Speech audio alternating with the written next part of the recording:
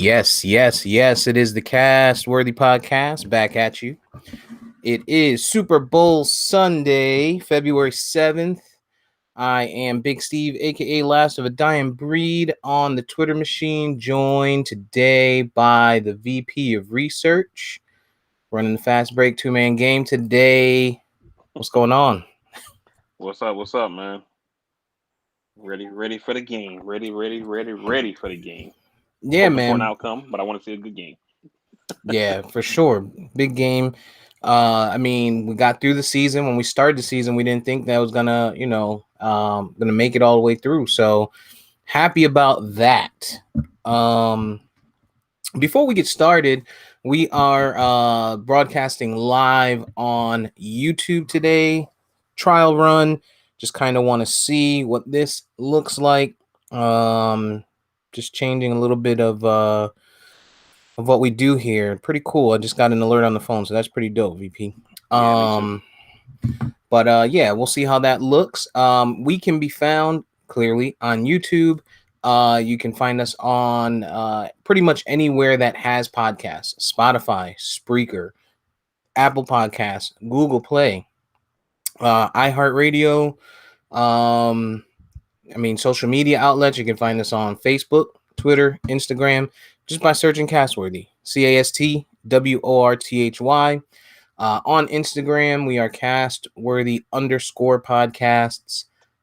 Um, and yeah, like, subscribe, follow, send us some comments, talk some shit to us. We'll talk some shit back. Give us some feedback. Give us some topics. If you want to come on the show, shit, we can have you on the show from your home just with a link. So let us know, man. We're open to suggestions and different things here in 2021 to get this thing popping and going in different directions. But without further ado, we are here. It is Super Bowl Sunday. We got Tampa Tom and the Buccaneers. You know me, longtime Bucks fan. See that? Oh yeah, yo. Up against Kansas City Chief, baby Mahomes, the kid and the goat, going at it today. Are you ready, man? What's your snacks look like? What are you guys snacking on for Super Bowl? That's to be determined right now. TBD. Okay. My wife is out at the store right now. I'm not really sure what she's Mm. doing. I'm hoping some ribs will be involved. Will be involved, but we'll see. No, I don't know so far. Something with some barbecue sauce. Yeah, I mean, I got my air fryer, so I'm definitely down for some wings. You know. Yeah. I'm gonna try. You know what? I'm gonna try and do that. So I bought some wings. I bought a big pack of wings. I was like, you know what? I'm gonna just make them myself because, they're so expensive. Number one, you get from these restaurants if you get a large portion. They use so much salt and shit. So I said, fuck it, I'll make them at home. I think what I'm gonna do is I think I'm gonna try the air fryer for some. Then I'm gonna grill some just to have different outlook on it, different tastes, different flavors, and Yeah. etc. But I mean, that air fryer is different, man. It's different. Like now, when like if I have wings that are like fried in grease, yeah, it fucks my stomach up. Like I'm so used to having an air fryer with that minimal. The only grease you really get is like from the fat in the meat, in the food, yeah. which isn't that much. So it's different, man. It is different. I love my air fryer. We use it for just about everything else. One time we tried to make fish in there, salmon. Don't do that. Yeah, Don't do it. Don't. Learn that the hard way. The smell yeah. was bad, the taste was bad, it dried out pretty bad. But we make everything else in there. I mean, we make the kids' food, we heat the kids' food up in there. The only thing I haven't tried, which everyone says, is chicken wings. Yeah, the wings be on point, man. One thing you might want to check out uh our TJ's bowling coach Trevor, who watches the show. What's up, Trevor? Yeah. If you're on, I'm not sure. His wife told my wife about something she did in the air fryer, and she tried it and loved it, which is frying apples in there and then have it with some ice cream. And my wife said that shit was on point. So Really? Yo, people are fucking innovative, bro. What would our forefathers say? Fried apples. Right. Man, what are you talking about? With air? Imagine a fucking caveman if you told him today this nigga done fought with fire for years and You you know. tell him hey, you could cook with just some air. Shit. I might try that though. We've made like a whole chicken in there. Shit, we made this other thing.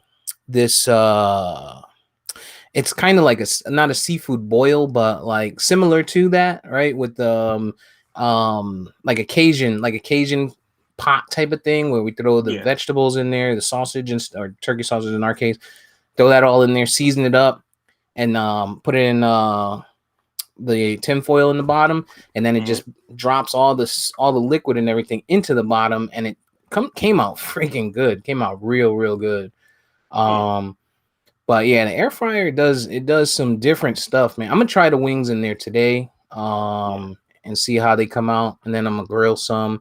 But obviously chips on deck. Don't know what beer I'm gonna get. I don't know what I'm gonna be drinking tonight, but I think I'm gonna set up and coordinate a Zoomer Bowl party. I'm coining the phrase. I haven't seen it anywhere yet, but I'm sure that there's people that are going to be sitting at home, especially, up north. It's snowing right now pretty badly again. Yeah. So people are probably at home, cabin fever. That's probably the best way to go instead of being irresponsible like they are here in Florida and in Tampa, that is. One other thing on your wings, though, man, for the air fryer, for me personally, I don't care for breaded wings in the air fryer. Like, they don't hit the same to me. So we do them naked, season them up, put them in there naked, and I love them that way. So, if you maybe when you do it, you could try like some breaded, some without, and see which one you like, since it's gonna be your first time. But me personally, I like them naked. Yeah, you're probably right. I don't like anything breaded in the air fryer, so that's probably really when I make my wings, I leave them naked for the most part anyway. When I either bake them or whatever it is, I don't usually fry them. I usually either bake them or grill them only. So. But yeah, I think I did one time I made some fried shrimp and I tried it in the air fryer, and you have to bread shrimp to fry them. And yeah, that didn't come out so great. So I think since then I just stopped doing breading on everything because it just doesn't, I guess the flour maybe just doesn't allow, I don't know, the fat or the oil to get out. So it doesn't, I don't know, it's just not right. This doesn't taste right. Or maybe we're just used to oil and shit when we bread stuff. I mean, it could be that. I don't know what the reasoning behind it, but I know when we tried it, I wasn't a fan. So we just always do them naked now, and they get a nice crisp on them. So I love them that way though, man. The air fryer is it was it's a game changer. Yeah, man. And the thing for me, like with all my health stuff, I see a nutritionist just to make sure like I'm eating right and stuff. And she talks to me about like portion control and all that kind of stuff like that. And we got the air fryer. I was like, what about that? Because I have wings. She was like, oh, your air fryer is that's fine. No grease, you're all good. And I'm like, word. Yeah. Tell me more, Doc. So shit, we eat out of the air fryer a lot, man. That was, we got it as a Christmas gift too. From my sister-in-law. So that was fucking outstanding. And it's so fast. Like this shit cooks stuff up so quickly. You throw something in there, walk away, come back, and it's done. That's the bonus to it. Shit. I'm telling you, in the future, they're gonna have houses built without stoves. It's gonna be an air fryer, a fucking Instapot. Like, give me an Instapot and an air fryer. What do I need a stove for? Right. That shit gonna be just like how you you get a crib and they got like the microwave like installed in the cabinet and shit like that. It's gonna be like that for these air fryers and shit, man. For real. They're the thing of the future. Actually, the thing of the now. I love that shit. So yeah, man. Super Bowl Sunday. We picked it last week. You chose Kansas City. I chose Kansas City, but I do want Tampa Bay to win specifically because I'm a season ticket holder and I would like to have my prices or my earnings go up next year. I don't want the prices to go up, which they probably will. But they did already send us an email earlier this year telling us that we would be able to renew at the same price for this year because of COVID. Cool. That's what's up. Yeah. So that's a bonus. If I can renew at the price that we paid this year, and then they could be Super Bowl champs, we could probably do something different next year. Right. Make a couple The dollars. the one downside, I think, even though I don't think it'll have a big impact, but like what you would probably make off of that New Orleans games with Breeze retiring might not be as much, but still, Yeah. Every year, that the New Orleans games generally do pretty good. But we've been pretty lucky, Mark and I, since we got the tickets. We got them, I think. Shit, this might be year 6 now, something like that. And every year since we first got them, the Super Bowl champion has had a game in Tampa, except for this year because Kansas City won last year. And here we are now. Now the actual Super Bowl's here. So Philly played there. Tom Brady played there a year after they won. Just like every single year, it's been that way. And then now we actually have the Super Bowl. So that's pretty dope. Yeah, I saw a meme. I put it in the chat. I don't know if you saw it, and it was talking about Russell Wilson and Mahomes, and it was like first year Russell Wilson was a starter, lost in the playoffs. First year Mahomes starter, lost in the playoffs. Second year as a starter, Wilson won Super Bowl. Second year as a starter, Mahomes won Super Bowl. Third year as a starter, Russell Wilson loses to Tom Brady in the Super Bowl, and then the third year as a starter for Mahomes, and it's like, Yo, that shit is gonna go viral if the Bucks win tonight. Like yeah. Tom Brady he's different, man. Shout out to Drew Bledsoe, man. Drew Bledsoe is the GOAT maker because if there was no Drew Bledsoe and he didn't get hurt, we wouldn't even know the 6th round pick Tom Brady. If there was no Drew Bledsoe and he didn't get hurt in Dallas, we wouldn't know the greatest broadcaster that we've heard in years in Tony Romo. I won't say he's the greatest quarterback or the GOAT quarterback, but he's making a case for his broadcast game. And obviously, if Romo doesn't get his job as a quarterback, he probably wouldn't be a broadcaster either. So, we got to shout out Drew Bledsoe, man. He deserves his flowers. He's a GOAT maker. And he won a Super Bowl. Yeah. So, but yeah, so while we're talking about football, I definitely want to get into some of these big game prop bets because there's some crazy ones out there. We talked about a little bit last year, but I think I'm gonna drop some money today and put a couple bets in, see if I can return some stuff. But the Hall of Fame inductee list came out last night, headlined by one Peyton Manning, and of course Calvin Johnson. Being part of that class is always going to be a headline. He changed the game as we know it with the catch rules being all broken ever since. You know what I mean? Mm-hmm. Woodson was in there. I didn't get to see the whole list, but Peyton Manning got in. Outfitting for Peyton Manning to make it the year that Tom Brady is potentially solidifying his goathood with many naysayers.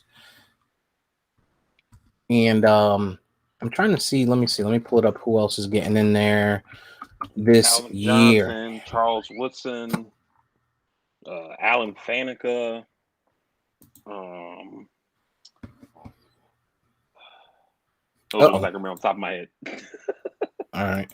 That's not what I wanted. That is not what I wanted. It brought up a YouTube video. I just want the list. Give me the damn list. Hall of Fame. Everybody want to give videos. Okay, so Peyton Manning, Charles Woodson, Calvin Johnson, Drew Pearson. That's not a bad one. Alan Faneca, Bill Nunn, John Lynch. I think he's a pretty good one.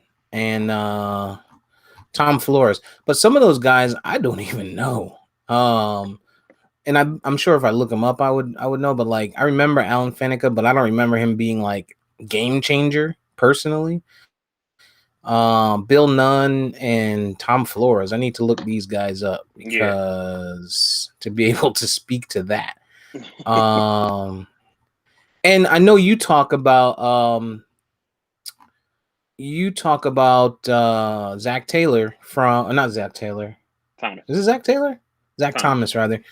From Miami, and that is more to me more of a household name to me personally than John Lynch. And John Lynch obviously played for the Bucks, who are in the Super Bowl this year. Mm-hmm. But I think, personally, he probably deserves to be in there more so than John Lynch. Personally, what do you think? You talking about Thomas over Lynch? Yeah, Absolutely, man. Like it's what's crazy is that Zach Thomas retired, I think, in 04, 05, something like that. It was like early 2000. But he's been retired longer than John Lynch. I think John Lynch has only been waiting like 9 years or something like that to get in, mm, and he's in. And Thomas's career is way more impactful than Lynch. I think the only thing that Lynch has on him is that Lynch has a Super Bowl with the Bucks, if I'm not mistaken. I think he was yeah. still on that roster when they won that year with I can't think of his fucking name now. Tony Dungy No, not or Dungy John Gruden. with Gruden and Keyshawn and all of them. I think Lynch was still on that team.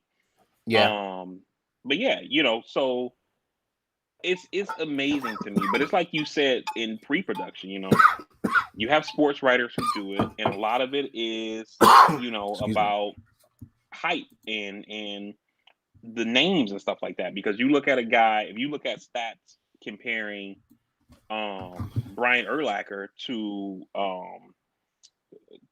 Zach Thomas, the numbers aren't close. And Urlacher was a first ballot Hall of Famer, and Zach Thomas is still waiting, like 10 years later since he retired. I mean, well, it's more, you got to wait 5 years after you retire to become eligible, but still, he's still been waiting a long fucking time, which is Yeah, crazy to me. yeah, for sure. I mean, in addition to that, right? You start to think out of mind, out of sight, right? Because we've had the catch rule. The catch rule has been talked about every single year. So Calvin Johnson is fresh in people's minds. John Lynch is a broadcaster, so he's fresh in people's minds. And I'm Mm-hmm. wondering um, if Zach just is out of everybody's mind. You know what I mean? And also, wasn't there um wasn't there a tight end in Oakland with the same name in the same range of years when he was playing? And I'm wondering if, you know, the people that do these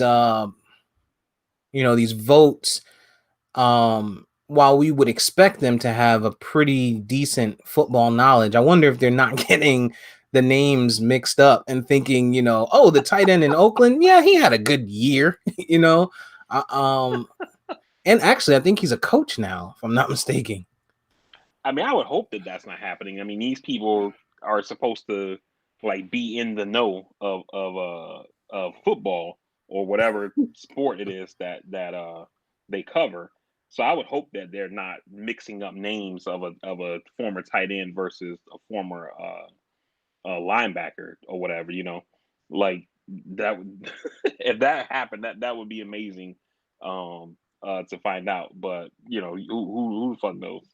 But it's Yeah, just crazy that Zach Thomas still hasn't gotten in. And you look at the things that he played on that same defense with Jason Taylor, who was in, and those dudes were wrecking shit together or whatever. And Taylor's in, he's not in. It makes no sense to me, man. yeah, yeah. I mean, yeah. I think we'll see how that plays out.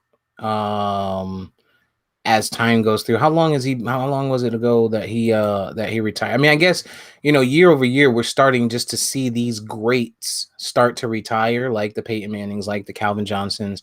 And I think it's going to make it harder for those guys that we feel or that may have been snubbed, that might have been borderline or even should be in, to get in. And we said that same thing. And then you got people like T.O. who was snubbed, and I know he's in now, but there were years after years where you're sitting there and you're like, oh shit, they're gonna have to make somebody miss it because T.O. got to get in, and I think we're just Yeah. gonna start to see that every year coming, which is gonna make it even harder. So Thomas, he was playing up until 2009. Well, in 2009 he didn't really play. He was active though. he was on Kansas City. He was on their practice squad. And so I Gotcha. guess he officially retired after the 2009 season. And then you have to wait 5 years after retirement. So that would have made 2014 was the first year he was eligible. So 7 years now he's been not given his flowers for the most part, is what you're saying. Right. Okay. So yeah, I want to look at the rest of that list. And while we do that, or while waiting on that list to load up completely here so that we can go through it, I am going to bring EJ the Savage in to the chat. He will be joining us here. And he can get on. We can get him caught up with what we're talking about. We talked about Super Bowl snacks. We talked about now we're into the Pro Bowl. I'm sorry, the Hall of Fame class for this year, including Peyton Manning, rightfully so, Charles Woodson, rightfully so, Calvin Johnson, Drew Pearson definitely deserves. Alan Faneca, Bill Nunn, John Lynch, and then Tom Flores. And we were just talking about Zach Taylor from Miami not getting in and how he probably should have gotten in over guys year over year, but more so this year, John Lynch. Zach, can y'all hear me? Yeah. Yeah, can hear me. Zach Taylor or Zach Thomas? Or Thomas. I'm sorry. I keep doing that. That's the second time I did that today. Yeah, Zach Thomas should be in, as a resident Jets fan and a hater of the Dolphins. Zach Thomas should be in over Brian Urlacher to me. I think the numbers we looked at kind of solidify that. He's fifth all time in tackles all time. Like fifth all time. I know that just off GP. Yeah. So we know Megatron deserves to be in, right? Obviously, Megatron changed the game. He was a monster. He made Matt Stafford a household name. Don't get me wrong. Matt Stafford was the number one pick, but it is what it is. Drew Pearson, beast mode. Alan Faneca. How do you guys feel about him?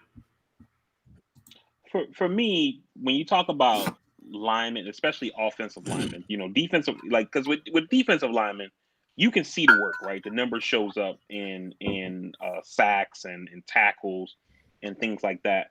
And I feel like, the O-line is one of those parts.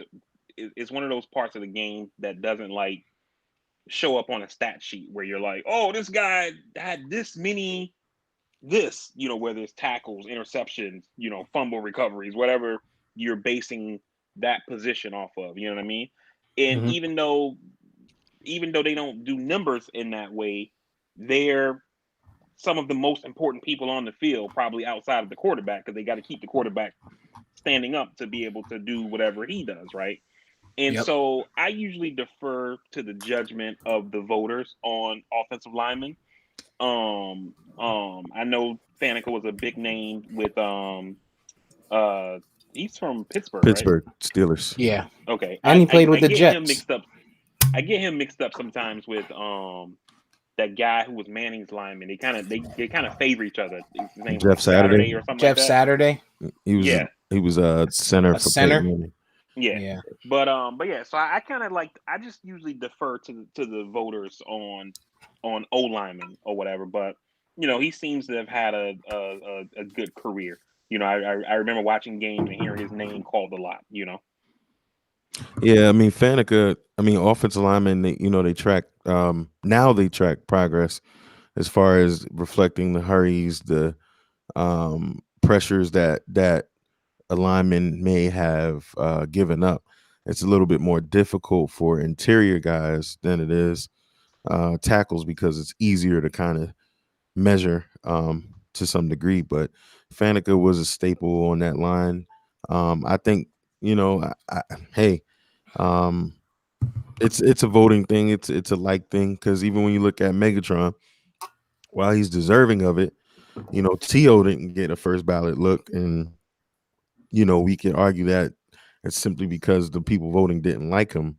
So, these people that do get voted in, they're likable people to the writers and the voters and et cetera. So, Faneca getting in. He's a career guy. He's made a lot of starts, and he was impactful on that line. But again, when you look at a guy like Zach Thomas, and you measure up just linebackers and defense, like he's fifth all time in tackles. Like how he's not in the hall is ridiculous.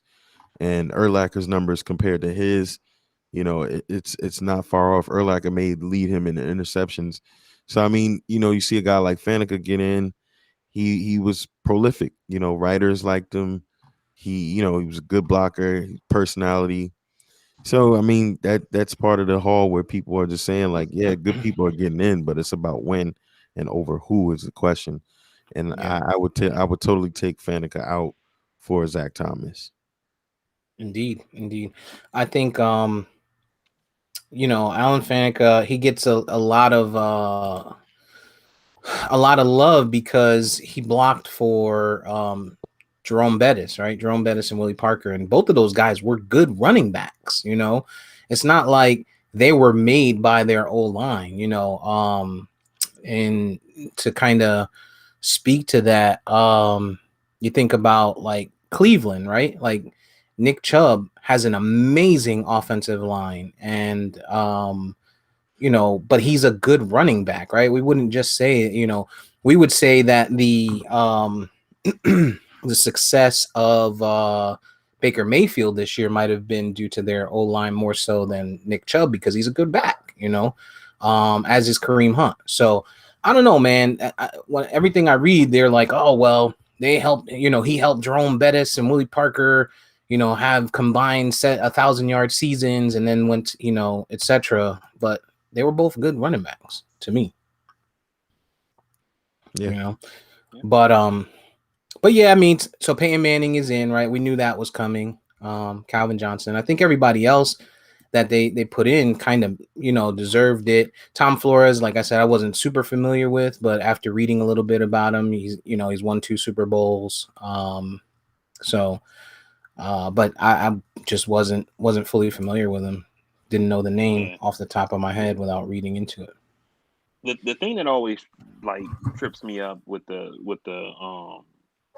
Zach Thomas thing is that there's no limit on how many people they can put in the hall each year.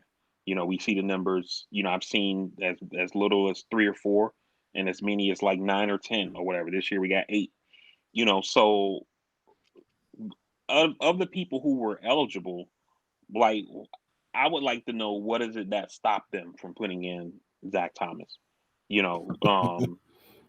Obviously the guy is Hall of Fame material. He keeps being a finalist the last, I think, 3 seasons he's been a finalist. Like, what is it that's keeping him out? That part doesn't make sense to me. Yeah, it's shameful, honestly, and I don't remember him pissing off a lot of people back then, but I also don't remember him being like a interview guy, a character guy that the media loved. I know he played with a chip on his shoulder, being an undersized linebacker. Him and London Fletcher, who's also another guy that I don't think is going to see the hall, anytime soon. But his numbers suggest that he probably could get in there.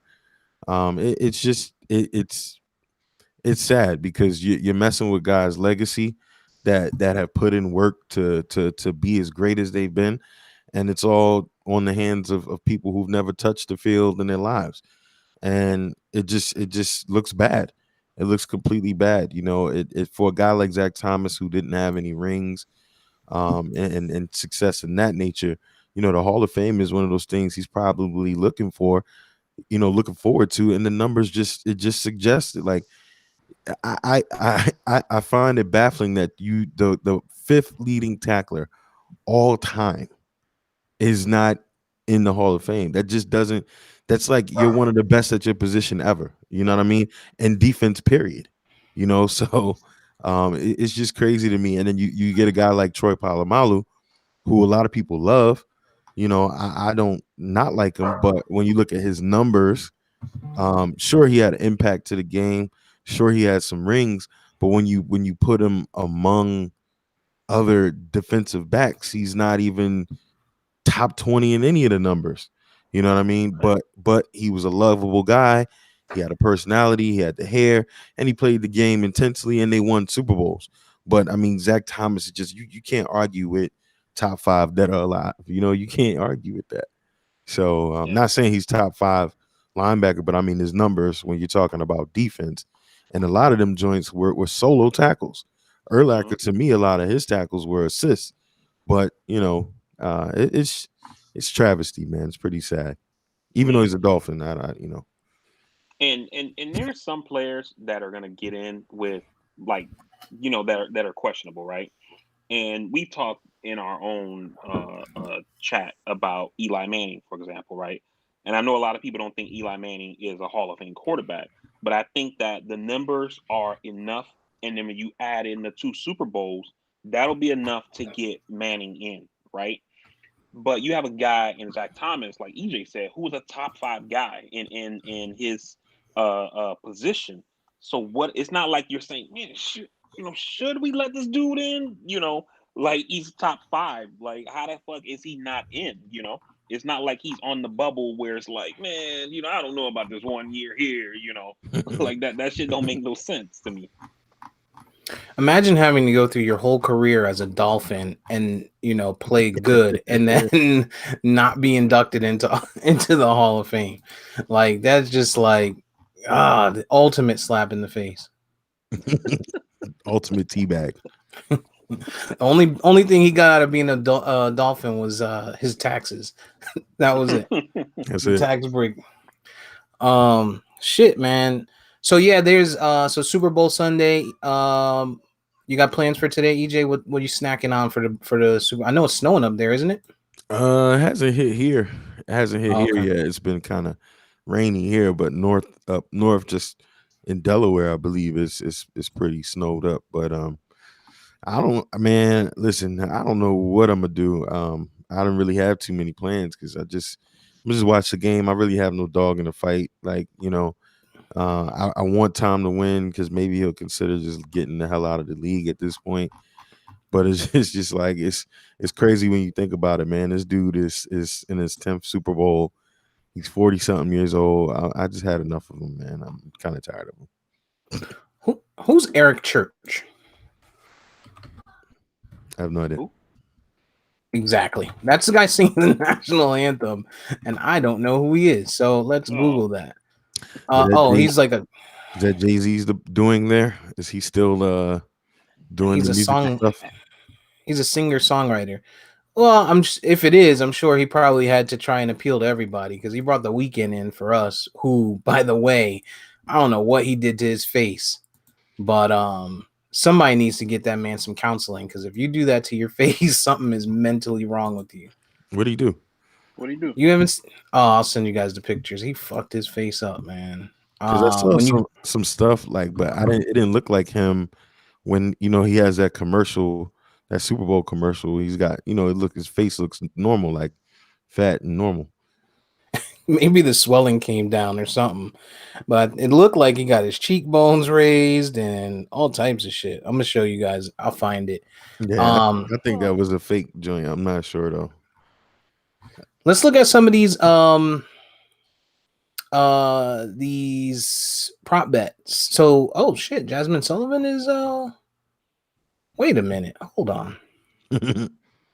Jasmine Sullivan is doing what is she doing? Is she being so Eric Church, and then I see a prop bet about Jasmine Sullivan. Is she, so are they doing a duet for the they got bets on the performances. Yeah, that's the national. That's just the national anthem. Wait till we get to the to halftime. But they got Jasmine Sullivan. Will she be wearing a hat? I think it's too hot for that, so I would go no. There's a bunch of stuff. Will Jasmine Sullivan's outfit show cleavage? Yes or no? I hope so. Yeah, I hope it's Janet Jackson-esque. Legendary. But they got commercial props. So commercial props, they're talking about the first Anheuser-Busch brand commercial to run. Will it be Bud Light, Michelob, Bud Light Seltzer, or Michelob Ultra? Which commercial will be shown first? Pringles or Tide? They got all types of shit. Which commercial will be shown first? Chipotle or Bud Light? Definitely Bud Light, I would say. That is Chipotle? amazing. Yeah. That's And then the kind of shit that you have an addiction to gambling if you're on that type shit. Like, right.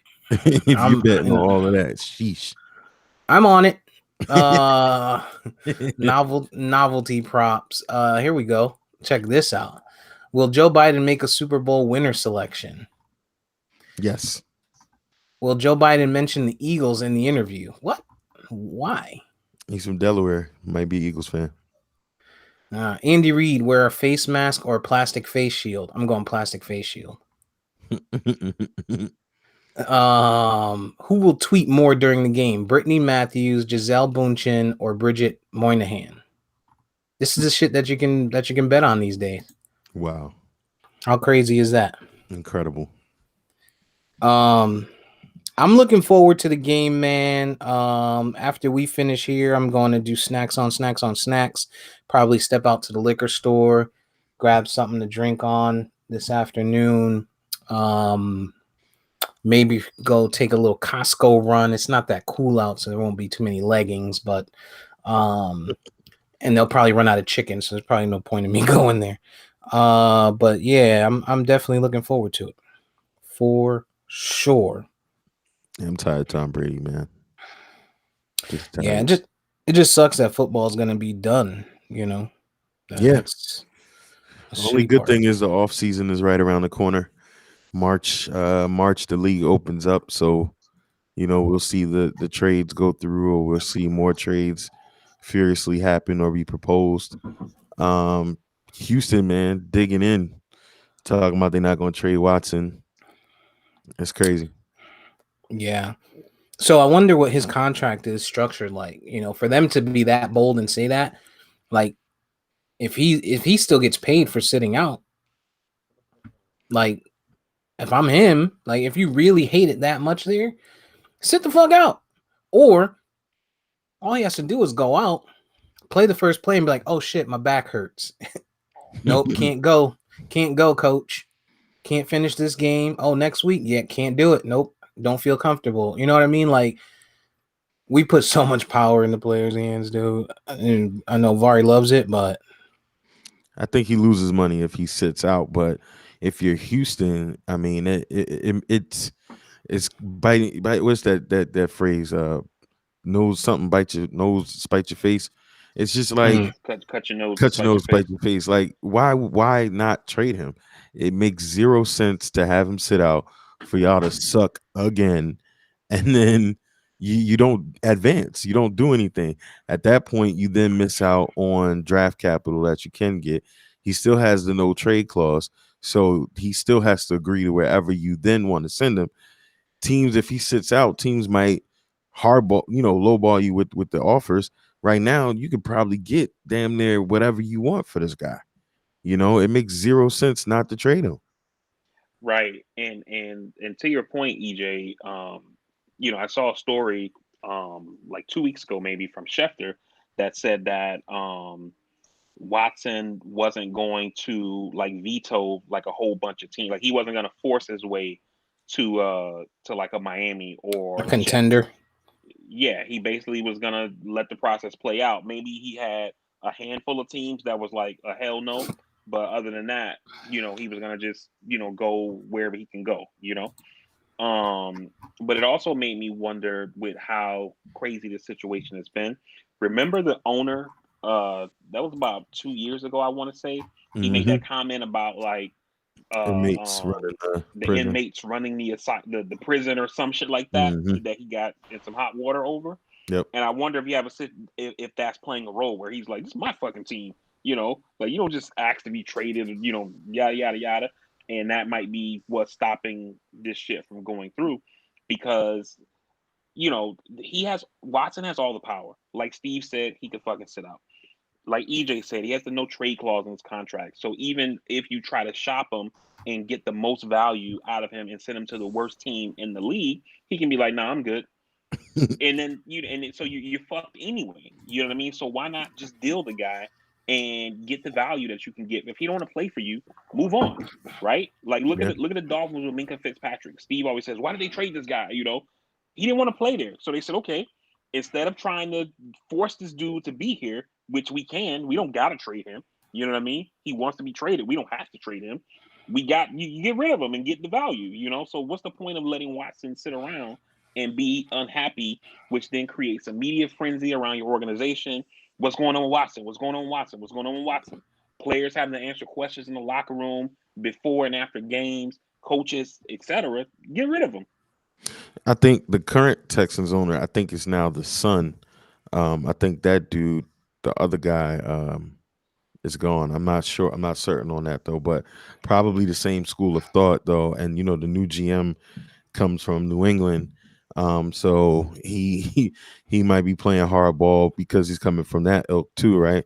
But yeah, you're spot on. It just Miami, I think, took themselves out of it with Tua pretty much came on the other day on somebody's show. I think it was Colin, I think it was the Herd, and pretty much said kind of definitively he believes he's going to be the Dolphins quarterback going forward.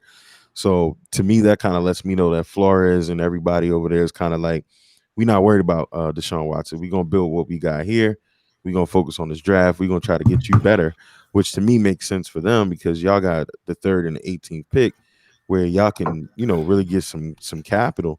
And, you can't, if you're Flores and you got to think about it, I'm not going to be worried about this dude trying to get out of a situation when these assholes don't want to let him go.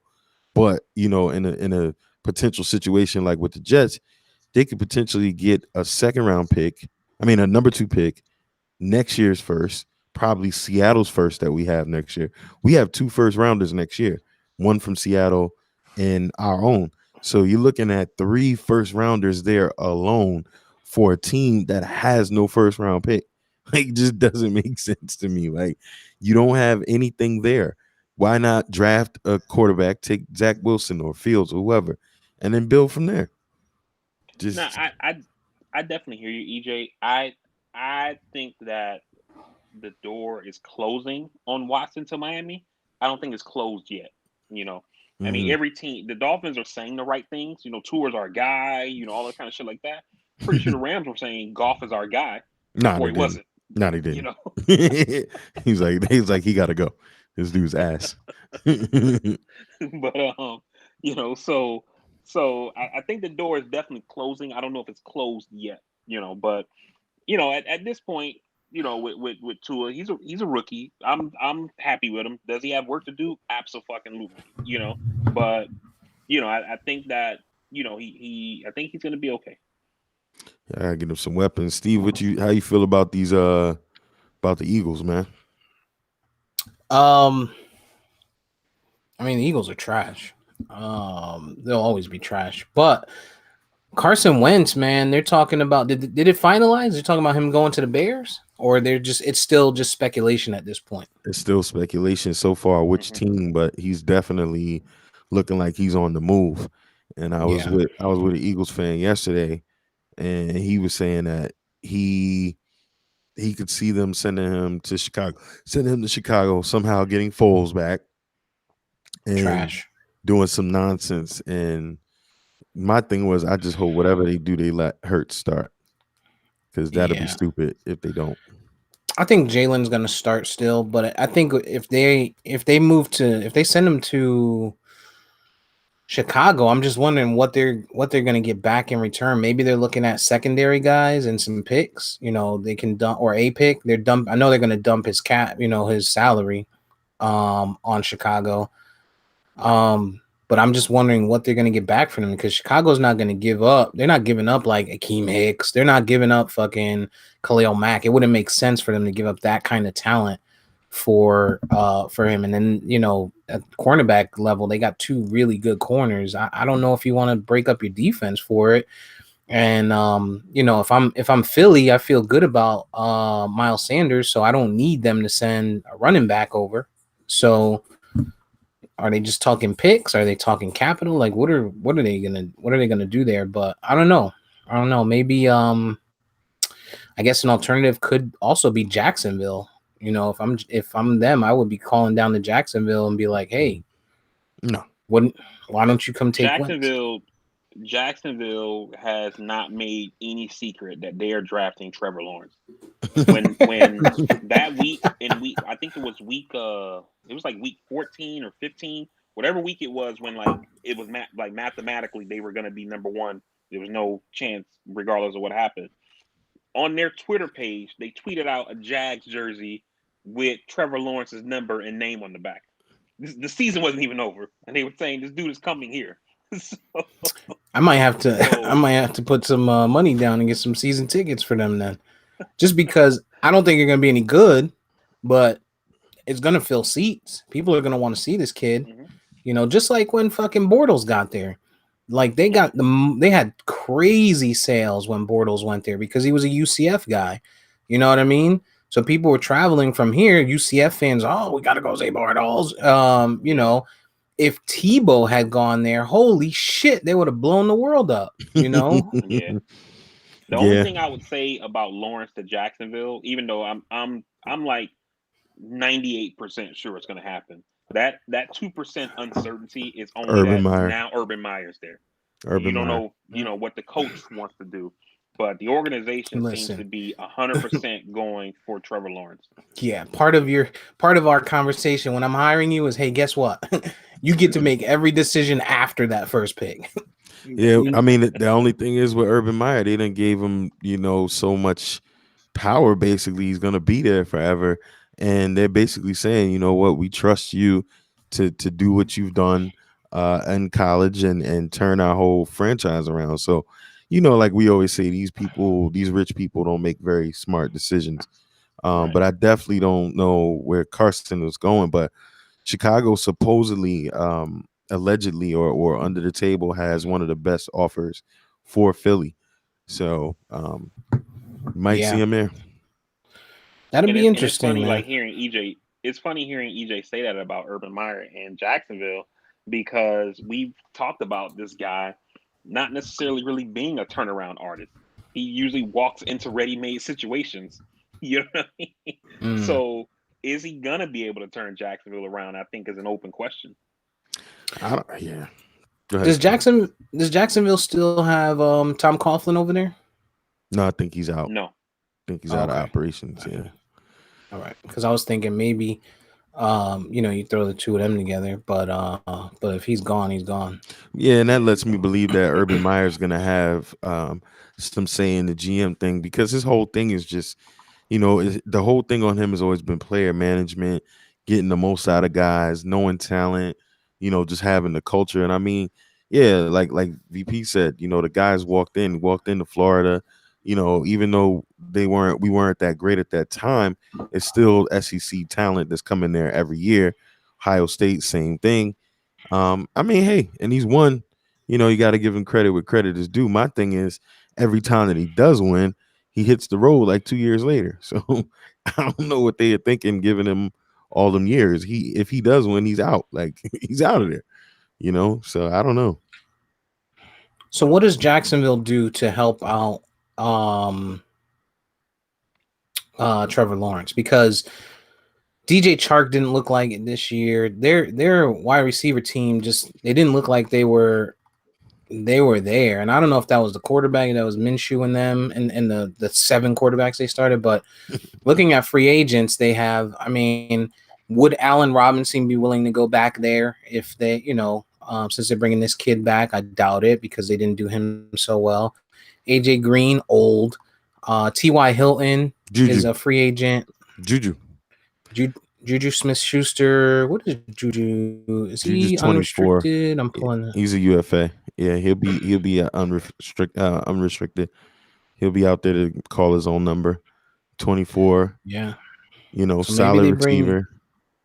Young. Yeah, Urban Meyer probably had some dealings with him when he was at USC, just covering the game and all of that kind of stuff. He kind of knows who he is, kind of thing. I can see him going down there. And I also don't think that it would be a good fit given the reputation of the player. But there are talks of Odell potentially being done in Cleveland. I don't know if you want to put your young quarterback in that kind of a wide receiver situation. But I mean, the guy can fucking play football. You know what I mean? So They're He's not. been saying I all mean, the right things lately. He's been doing all of the right yeah, things lately, even though, because I mean, he got a shitty deal being that he got hurt, but he was still supporting his team from the sidelines. He's been pretty quiet. He'll have a lot to prove because the thing is, Baker's now more successful that he was gone. So Odell will have more, he'll have something to prove for sure. yeah. yeah. So I'm wondering if I don't know if Cleveland gets rid of Odell in that sense. I mean, they had a good year, um, and their offense stalled in a position where they could have won against Kansas City. Granted, Pat Mahomes was out at the time, but had their offense made a play or two, it could have been a whole. They could have been, much further. It could have been a different situation this year. And moving Odell. I mean, he showed that he was being a little more mature at the beginning of the season before he got hurt. He wasn't a headache. He wasn't a problem this year, like he's been in the past. But then also we don't know what happened behind the scenes and in the locker room, and maybe he just kept it off camera or what. But I don't know if I'm Cleveland. I don't know if I'm ready to pull that trigger just yet. Getting rid of Odell just because. Once you bring him back, Landry ended the year pretty good. They still have Higgins over there. Kid did pretty good. He's a speed guy. I think you have to give it one more shot with a fully healthy team offense, that is, and just see what they could do.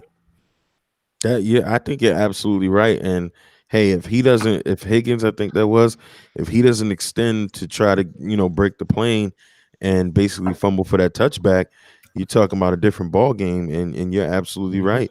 That offense, with the running game, Baker might be dialed in. That offense would be something to look at next year. And I think if I'm them, I don't really do anything to offense. I get some depth and I go for my defense because the defense was, outside of Myles Garrett.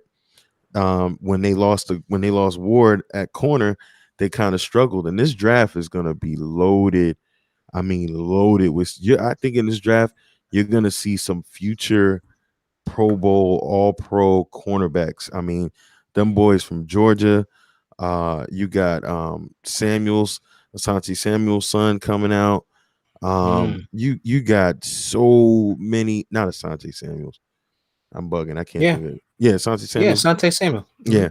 You got so many corners, man. I'm talking about 6 foot guys all the way up into the fourth round. So if I'm them, Dude, I'm getting some guys. if I'm Cleveland, you know who I'm calling? I'm calling free agents. I'm calling Jason McCourty, old, light contract, and I'm calling Richard Sherman. And I'm putting those guys on the outside or putting one of them in the slot. I mean, McCourty will play in the slot, but I'm getting rid of Hayden. Hayden is old; he's done. But I mean, listen, they can get pressure. They got the blocking for Nick Chubb, and they have all the pieces on offense. Couple tweaks here on defense, and they could be an AFC problem. I mean, Kansas City is going to be, and we started talking about it last week. VP, I was listening back, and I completely forgot we didn't actually finish. But talking about Kansas City, do we start to see the NFL start building super teams like the NBA in order to try and keep up with these guys? Because that team, I mean, I don't see them slowing down. I mean, I think it's a little bit. It's harder to build a super team in the NFL given Mm-hmm. the salary cap and the amount of players on one team.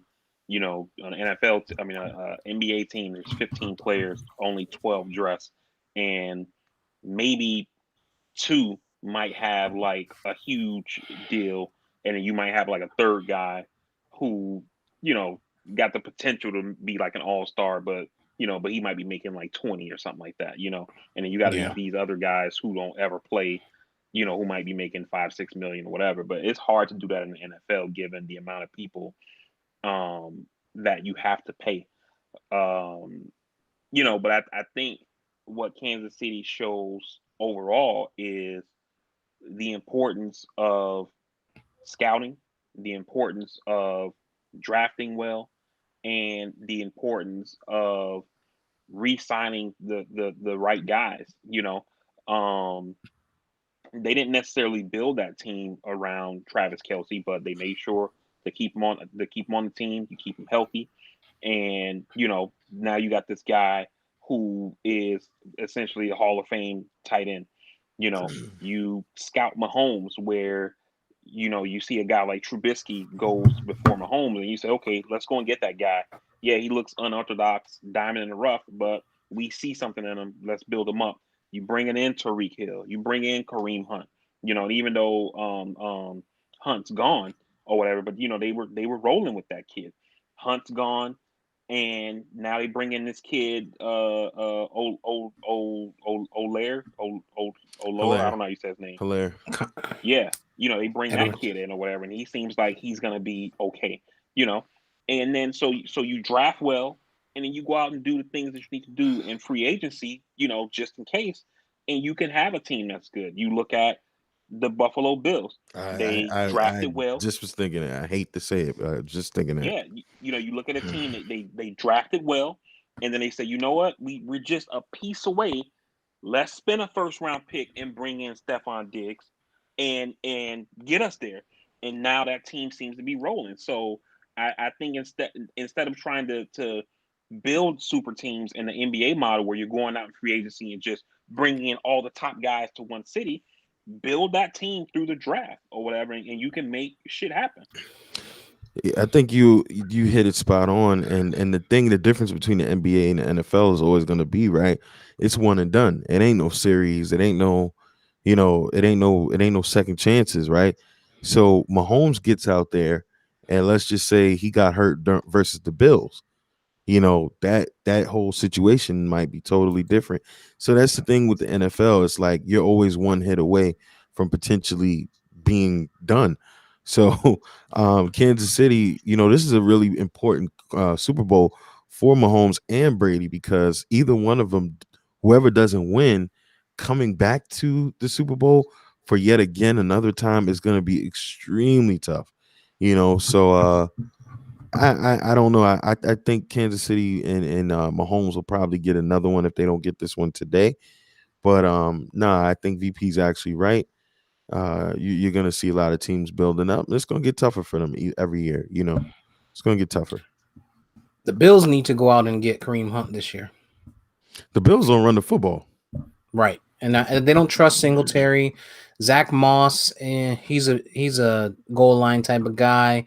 They need a running back because, they probably could have gotten with Kansas City had they been able to run the ball, if their game plan was a little different, because Josh Allen looked like a stud, and hopefully, we get to see his career progress, or if he's at his peak, it continues like this and we don't see a decline from him, because that team was extremely entertaining this year. And I feel like if they can come back next year strong, maybe get a running back, maybe get a number 2 receiver that can help out a little bit more, that has some route running ability, because John Brown is just a deep route guy, then I think the Bills can make some noise. I hope they don't, but yeah, the team, Josh Allen, man, I've been saying it for years. I wanted Josh Allen over Sam Darnold. Still say it to this day. And it's all because talent-wise, I think Sam Darnold is one of the most talented quarterbacks in the league. He can run, he can throw on the run. When he's good, he's damn good. But his mental is my problem. And Josh Allen, to me, was difference maker, because this guy plays with a short memory. He'll throw a pick and then come right back and throw a touchdown like it never happened. But we're gonna have a lot to see with the league, because even though the Ravens are what they are, whatever you think they are, they're still a talented defensive football team. And when Jackson is on, he's pretty damn hard to stop. So it's gonna be some fun leagues games coming up, man, because teams are getting better. Yeah. Teams are shooters keep shooting. All right, man. I think we spent an hour on sports, and rightfully so. It's mainly football, Super Bowl Sunday. So VP, man, I got $1,400 coming, or what? Like, can I spend some shit? Can I go out and get me some 1942 today? Can I get some good tequila, or do I need to go get some Jose? Do I need to get a Jose Cuervo $12 bottle today, or can I spend beyond my means for the day? I mean, I'm not a fan of spending money you don't got, but it seems like the 1400 is gonna be the thing. Biden had a meeting this week where he talked to the Senate Democrats, and they were talking about, maybe we should do 1,000, and he let them know that this was a big campaign promise for him, and this will essentially be the first bill that he's signing as president, and to do anything less than 1,400 will be seen as a betrayal by the voters, and he's not for it, and so he's putting the full court press on the Congress to go with the 1,400 on the progressive side. So like, the Bernies, the AOCs, Ayanna Presley's, and people on that side of the party, on the more progressive liberal side, they actually want $2,000 paid checks, and not just one time. They want it to be monthly. So they're there. And then people on the more conservative side of the party, like a Joe Manchin, senator from West Virginia, or Kristen Sinema, the senator from Arizona, they're talking about maybe reducing the threshold for people who get the checks, and Bernie is like, no, So the issue is that the Democrats only have 50 senators. They're passing the bill through reconciliation, which is a parliamentary rule that allows them to pass it with just a simple majority. So they would need all 50 Democrats plus the Vice President Kamala Harris to break the tie once all the Republicans vote against it. And so you got to count to 50. You need Manchin to count to 50, but you also need Bernie to count to 50. So Manchin is saying let's reduce the threshold. Bernie is saying I'm not even for the threshold to be that low. So we got to just kind of see what happens or whatever. But it seems like the $1,400 checks is going to happen. It's just what are the income thresholds for the payments to go out. Come on, Bernie. Let me ask you. These people, these senators, we know they spend time together all the time, in this room, making, these decisions and fighting and going back and forth. Do they know each other? Is it possible that there's a senator for a state that doesn't know a senator for another state? Like we work in, in a call center, and somebody's like, hey, do you know so-and-so that works there? Bitch, it's about 600 people in this building. I don't know all of them. Like, do all the senators know each other? And I'm thinking, like, if I'm a Republican senator, which I'm not, and you were a Democratic senator, which you're not, like, is it possible that we're fighting in this room and then going out to fucking dinner that night? So to answer your question, like in a hyper literal way, they all know each other, right? On the Senate side, there are some senators who don't know people on the House side, but all the senators know each other. It's only 100 of them, right? But to answer your question on where I think you're going, they don't know each other in the way that they used to, and what I mean by that is that back in the day, the 90s, early 2000s, the Congress actually did work, where they worked about 8-9 months of the year, right? And I know, like, for people who have regular jobs, like 8-9 months, like, you know what I mean? But nigga, they don't do that anymore. They don't do that anymore. The Congress works probably about a little over, maybe a little less than about 6 months out of the year. A lot of people who are in the Congress, whether it's the House or the Senate, they don't even stay in DC. Some of them leave and go back home. Usually the Congress is in session. They usually only work 3 days a week. They come into session on Tuesday and they leave on Thursday. And most of them fly back home to wherever they're from, be it Nebraska, West Virginia, wherever. And so they don't spend as much time with each other as they used to be able to have these kind of relationships to get shit done, right? Where it used to be, a Republican from Nebraska and a Democrat from New York, they eat dinner at each other's houses and they're friends outside of the Senate. And regardless of which party is in the majority, they may go to their friend and be like, hey, Steve, we really need to get this thing done. I know this is a tough vote for you, but we need you on this one. You support this shit. Our policies may be a little bit more progressive than you would like as a conservative Republican, but we need you here. And then they could lean on that friendship to get the person to take that vote. Now everything is just hyper partisan, and it's like you know, I think that the tax rate should be 37% for rich people. You think it should be 25% for rich people, and because we have these opposing thoughts, you think that I'm a fucking Nazi, and I think that you're the devil.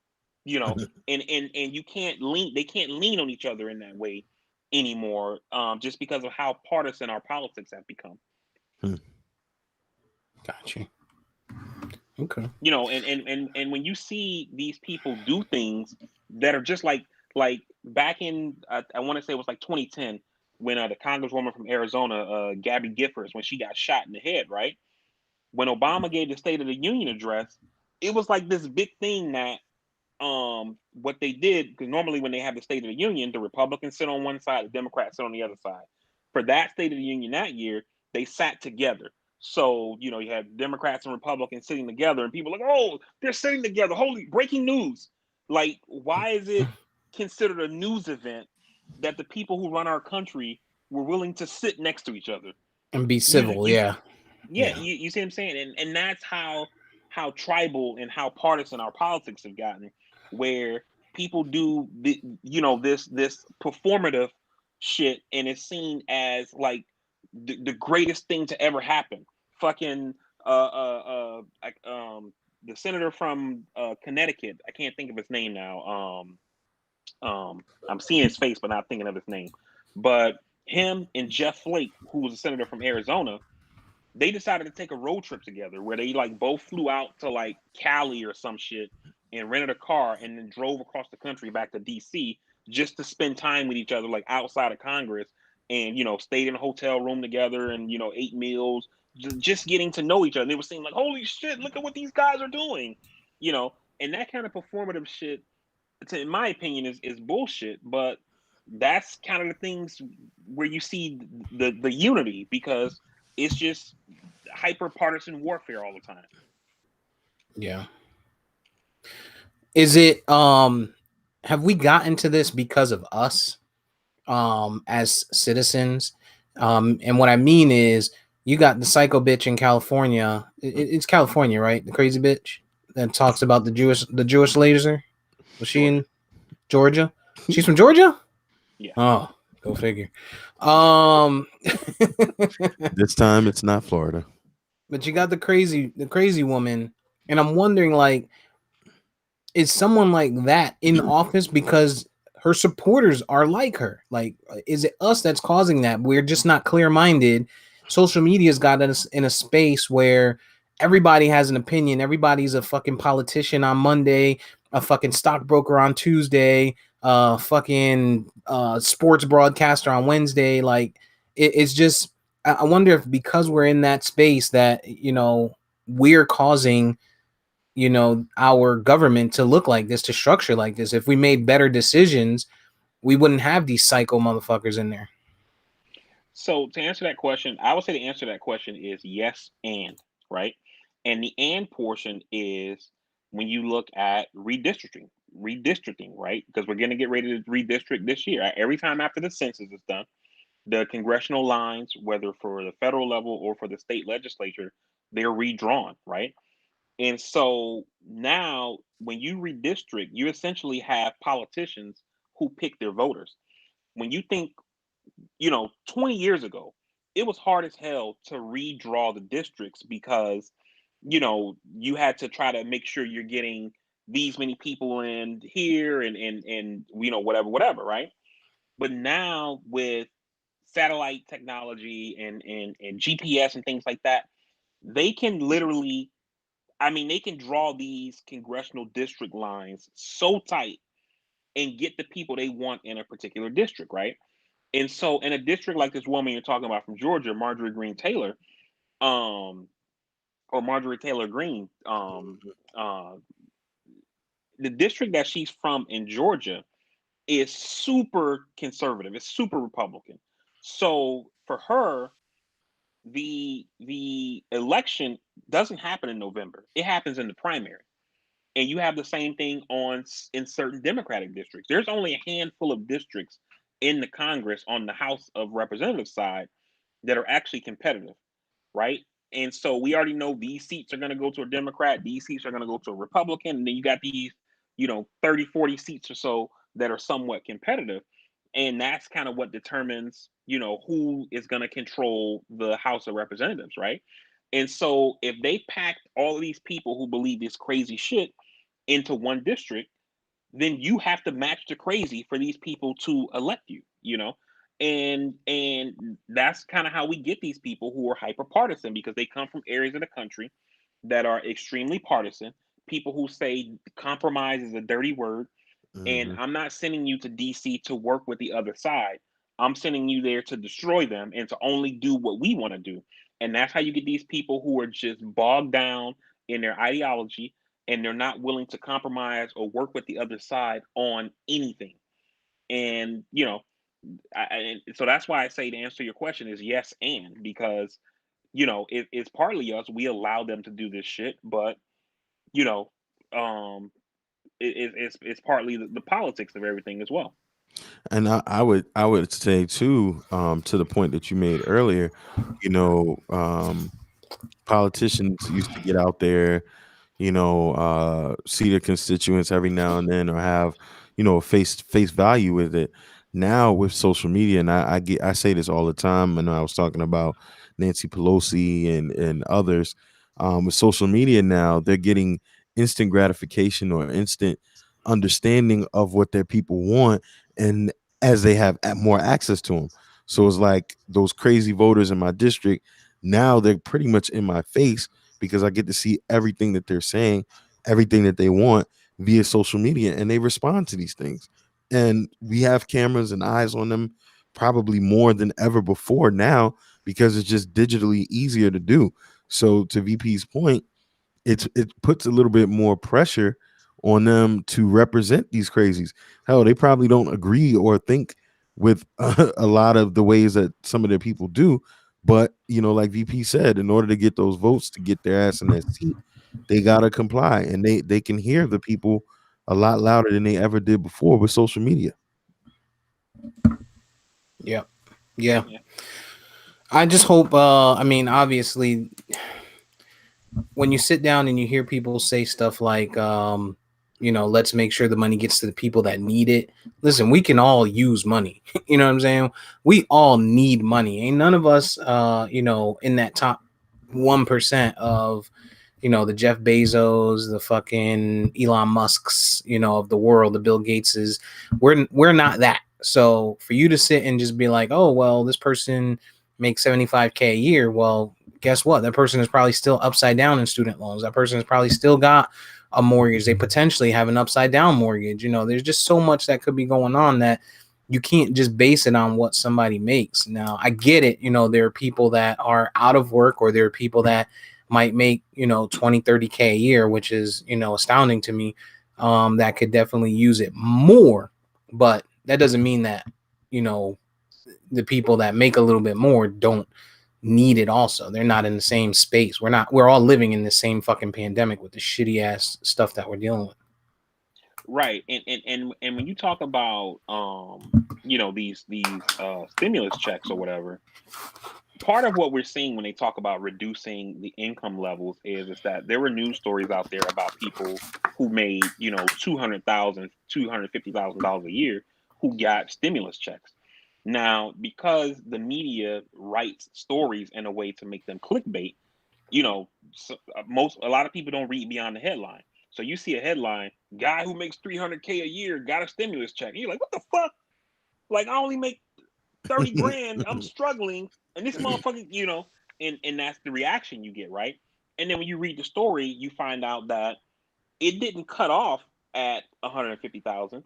They had a sliding scale. So once you got to 150K for a married couple, or 75K for an individual, the amount keeps going down the more income that you make. And so this person who makes like 300 grand, who got a stimulus check, got like a check for like $5 or $10 in the mail, right? But because it's not written that way, people go crazy about it, and then the politicians respond to it. And so now they're like, well, we need to reduce the income threshold. So instead of it being 75K for an individual, we'll make it 50K. And then instead of 150K for couples, we'll make it 100K or whatever. And it's like Bernie Sanders said in his Twitter post the other yesterday, like, so you telling me people who make $55,000 aren't struggling? Like, come on, like, what the fuck are we talking about here? Just give up the It's bread. just one of those things where they need to just, get in there when they write this bill and tighten it up some. Not necessarily reduce the income. They could say, okay, if you make $300,000, we're not sending you a stimulus check at all. Not even the $5. You know what I mean? Like, how fucking hard is that? Like, we just figured that out sitting here. Yeah, this nigga Bernie just gets it, man. It's like EJ said with AOC. They just fucking get it. Like, they understand what it's like to be just fucking human, man. There's on the other side of all of this, on the other side of politics, there's fucking humans. There's billions of fucking humans that whose lives you're fucking changing, that you're impacting. It's not just the United States. It's not just your state. It's fucking worldwide. That fucking stock market, is worldwide. It impacts everybody, man. And, stimulus checks impact that. It impacts so much more than that. But yeah, Bernie Sanders, he's just a human, right? And that's the hardest piece to get out of some of these politicians, that they don't realize and understand that, while somebody might make a little bit of more money, they are still human, and they may have made some decisions that put them in a place where they're negative equity somewhere. Absolutely. Shout out to AOC, man. Like, her having that special, I guess, meeting it was, to where she had folks just coming in from Congress, I'll take a special meeting. her colleagues basically hitting the floor to kind of talk about how January 6th impacted everyone. And it's like the right, I criticize Democrats because I am one, so I feel like I should be able to criticize my voting base, or not voting base, but my representatives, right? But I keep in mind that they're nothing like the Republicans. Like, there are some people, and I agree in some ways that all politicians are bad. They're all out to get us, whatever. I get it. But when you just look at the Republican Party and just what they do, Green and the things that she said and done, it is just it's just night and day. And you couldn't be more correct, Steve. And some of these people are just far from human, man. Like, just the shit that they're saying, like January 6th didn't happen. Like, they weren't literally going to attack the speaker or kill Pence, or like, we're just supposed to just forget this happened. And AOC was like, nah, dog, we cannot forget this. We cannot forget this. And it needs to be discussed. And the lady from Michigan went up there and she was crying, man. It was heartfelt. It was just Rashida Tlaib. It was just crazy, man. I mean, you could just feel she wasn't even there. She wasn't even there, and she just felt it, and then her getting death threats, and it's just like, man, like, to just sweep that under the rug. What kind of people are you? You know? And those women feel it the most, the ones who are part of the quote unquote the squad, which is AOC, Rashida Tlaib, the congresswoman from Michigan, Ilhan Omar, the congresswoman from Minnesota, and Ayanna Pressley, the congresswoman from Massachusetts. Since coming to Congress, they've made no bones about their progressive values and ideology and the things that they believe in the direction of the country that they think the direction they think the country should go in, I should say. And they've been getting, death threats, and they're the target. Every Republican who's running for Congress is, oh, AOC is coming to get you. She's the boogeyman, the squad. Ilhan Omar and Rashida Tlaib, I should mention, are both Muslim, and so they get the attack from the racists as Ignorance. well as the xenophobia. And but they're the bomb. Huh? Nothing.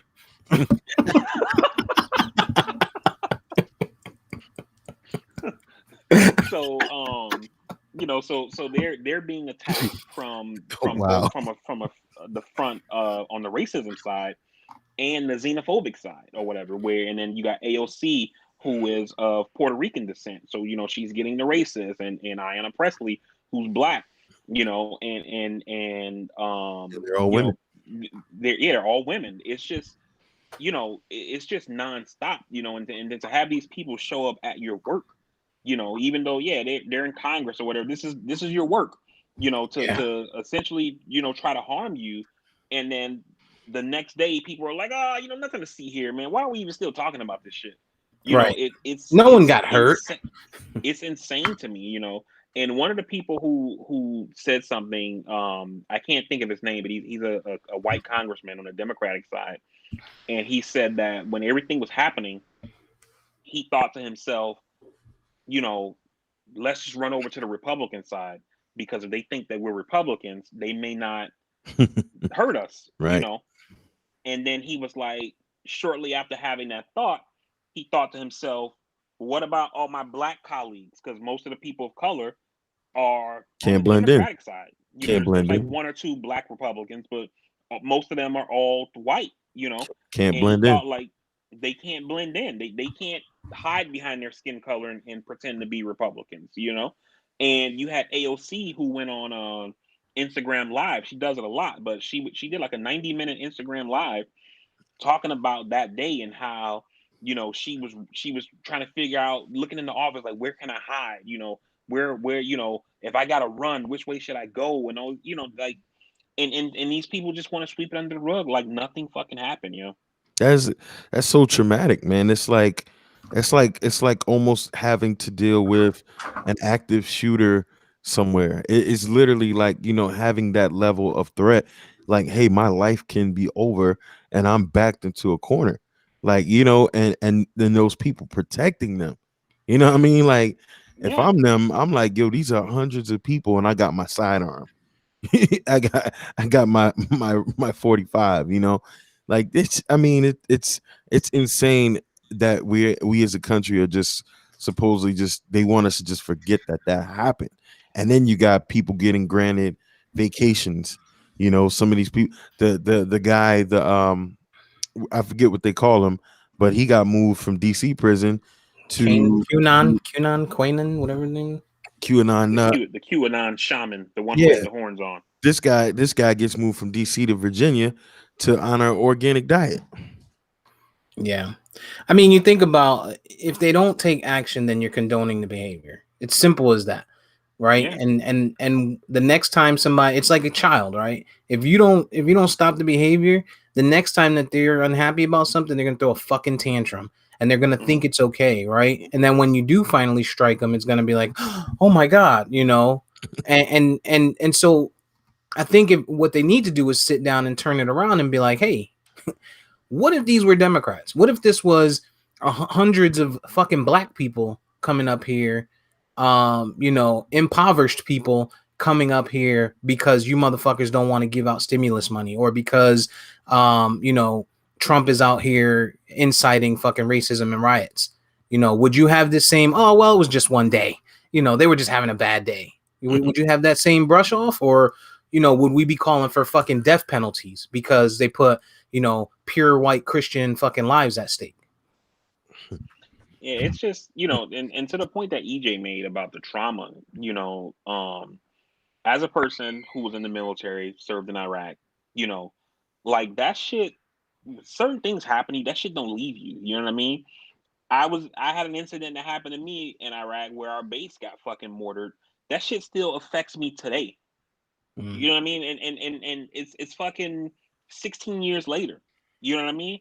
And so I couldn't imagine like having, being involved in something like that where you literally thought, I may die today,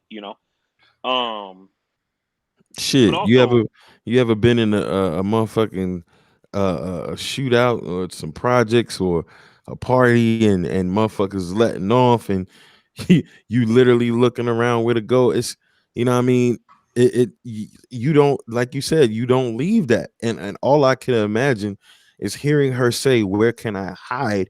That's literally like, and these are the people that run this nation.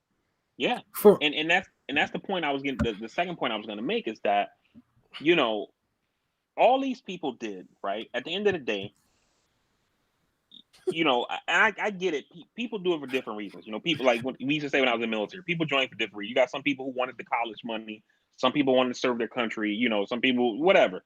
At the end of the day, though, to boil it down to its baser point is that you decided you didn't like the way things were happening in your community and you wanted to do something about it. And so you ran for your state legislature or for Congress or the school board or whatever to try to make a difference. That's all, right? We're all different. The only person I agree with 100% is me. You know what I'm saying? And so at the end of the day, we all feel differently about different things. And we get in the arena and I make my points, you make your points, we vote on the thing, and then we move on. But it's not like that these days. It's like I think this and you think that, and you're the enemy now. And how can the country be governed like that when the people who are supposed to lead it fucking hate each other? And I think that is one of those things. Having a guy like Biden may help. I don't know how much.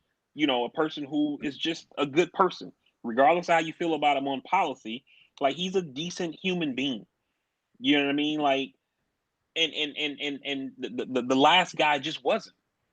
And I don't know, man, but we're gonna have to make some changes in this country, or we could be right back into the fucking 1860s. I say it all the time.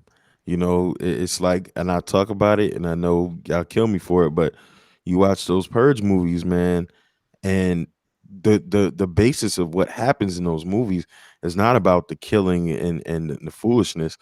It's one elite class of people trying to kick the shit out of the people that have nothing and thinking that it's okay to do whatever they want. But it's the underdogs that say, you know what? I'm tired of dying.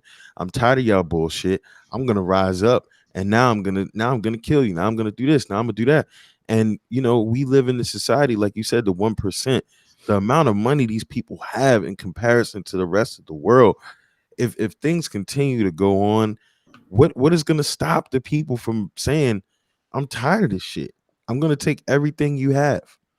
Who's gonna stop them? Yeah, now you're absolutely right, EJ. And I was talking to my wife last night about I saw this statistic this week that talked about the amount of money that just Jeff Bezos by himself has made since the start of the pandemic, given how much people order shit from Amazon, since people aren't going out like that, right? And it said that Jeff Bezos has made so much money since March, when at the height of the pandemic, that he could give every Amazon employee $100,000 and be just as rich as he was back in March.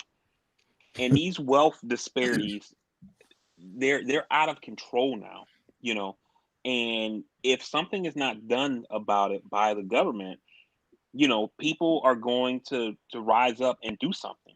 And that's what you see happening with shit with this GameStop thing and AMC and all of this other shit is people who are the quote unquote little guy. They're tired of being shitted on. You know what I mean? Like, you can't keep pissing on people and tell them it's raining, So And you think about that statistic, and you from a business standpoint, business ethics standpoint, and 100,000 is a lot of money. But let's just say you want your business to continue. It's going to continue either way. But if you have that kind of money, why wouldn't you just drop $5,000 in each employee's account, on their check, and just say, hey, here's a fucking bonus. Number one, it's a tax write-off, so you're going to get it back anyway. But you're going to make every single employee that works for you happy.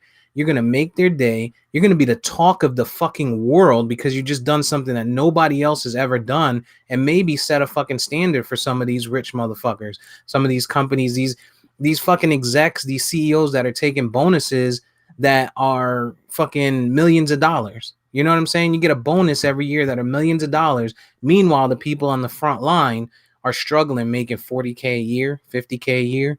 And the people you support don't want to give them fucking any type of additional funding because they might make 51,000. Like, get the fuck out of here. It's Mm. it's a joke, man. It's a joke. And you think about AOC, you think about, just going to work. And I said it before Trump, or after Trump got elected, and I was like, maybe we needed a school shooting a little bit closer, to get that on people's minds fresh. But then we have this that happened right before Biden was elected, and it still doesn't change these motherfuckers' minds. So I just don't think these people are human. They're not in tune with reality. And you have some CEOs that do things like that, but they're usually smaller companies. Like I read a story a couple months ago about a Independence. guy. Yeah. Yeah, and he had a business. He's a CEO. He's making 2-3 million a year, and it's like a company that got like 30-40 employees or something like that. And he was like, they weren't as productive. He heard stories about how some of his lower wage employees were struggling or whatever, and so he ended up reducing his salary and said everybody makes. I think the number was like 75 or 80,000, and everybody makes 80 grand. And you had the guy who's cleaning toilets, making 27,000, bump them up to 80. The person who's mailroom 80. And then the people who were like at 100, he reduced them down to 80. And he said everybody at his company is happy as fuck. Everybody is surviving. The business is thriving. It wasn't until COVID hit where shit slowed down for them, but it's because it's fucking COVID. And he was saying he thought he was gonna have to close, and his employees came to him and was like, "We can't close. Cut my salary while we're in the pandemic." And so motherfuckers went to the CEO and voluntarily said, "Reduce me down so we can keep this company open. I want to keep working here." You know what I mean?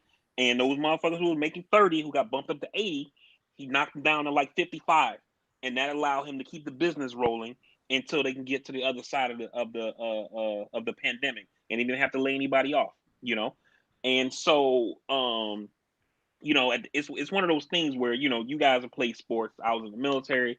When you got people who show you that they're for you and your well-being, and they're going to take care of you and shit, you're willing to do anything. That's kind of where those sayings come from when people talk about, I'll run through a brick wall for this person, because I know they got my back, they're going to take care of me, et cetera, et cetera. And this CEO has shown his employees, I care about you, I care about your families, I care about your well-being, and this is what I'm going to do to make sure you're okay, right? And then when he need them to have his back, boom, they show up to him, "Hey, boss, knock my salary down some so we can keep this company open so nobody don't got to get laid off." I'll tell you one thing. You know what I wouldn't be telling my boss tomorrow? Be like, bruh, I got about 4 people that I could fire right now to make up some of that. Shit. Oh man. What else has been going on, man? What else has been going on? Hey, while we're here, because I feel like we're in this vein, I wanted to bring something up. I know we're gonna talk more about these things later or whatever, but have y'all seen that fucking Netflix documentary Crack? Yeah. Yeah. You saw No, it, I Steve? didn't. No, Yeah. no. Oh my god, yo! It's a Netflix documentary about the crack epidemic, yo. Like, yeah, that shit. How long is it? It's about, I think it's about 2 hours, but I'll watch it. it's. Ooh, man, I'm gonna that. watch it. I get things out of Oh that. my, yo, It's rough. it's rough, dog. Like they go into detail to talk about like the whole, like the government involvement, uh uh the sentencing disparities in between like crack and powder cocaine, cops who was taking money, the political thing from Reagan to Clinton. I mean, man, that even like the medical community, you had like doctors like setting up pregnant women who were on drugs. They talk about like how opioids are treated now versus how crack was treated back then. They talk about like how the whole, like, remember the whole term crack babies or whatever, like saying like how these babies were born addicted to crack and shit. And like how all of that stuff, it was complete bullshit. There was no science behind it. Like, oh, just the newspaper. that shit, man, that shit hit different, yo. It hit. Usually, you watch a documentary and you learn something. It's like, yo, I didn't know that, man. Like remember, Steve, you told me about that documentary about Cuba or whatever a couple years back. Oh I yeah. watched that and it was like, okay, I didn't know that about the Cuban government. Or well, that's interesting. And then you keep it moving. This shit, man, it was different, dog. Like I came out of that shit. I felt like I had watched one of them movies. Like I told you, like I gotta like when I watch like a movie like a Rosewood or like American Skin, it's like I gotta be like in the mood because that shit's gonna change how I feel. You know what I'm saying? And It's that's how called this Crack. documentary. It's That's how called this Crack. It's documentary on did. Netflix. It's just called Crack. Yeah, it's on Netflix. It's called Crack. Mm-hmm. They're talking to people who were dealers, people who were social scientists, people who were cops and all. It's deep, it's bro. different, dog. That shit is deep. Oh man. Oh. I mean, yeah. I was telling y'all when I watched American Skin that day, I also watched this documentary, or movie documentary on HBO Max called 40 Years a Prisoner. Same thing, man. It's city of Philadelphia was just on some bullshit back in the 70s. So watch that one too, man. But yeah. Like they had one part of it, like how stuff, but then you see like the details behind it or whatever. mm-hmm. And they have a part in the documentary where they talk about there's this kid who got arrested across the street from the White House selling crack. And I had already knew like the whole thing was a setup just from previous like information consumption, but in the documentary they go into details on how this shit happened. And basically the first Bush wanted to have like this he was going to address the nation about the drug epidemic. And he wanted to have a prop of showing this is some crack, this shit was sold by the White House or whatever.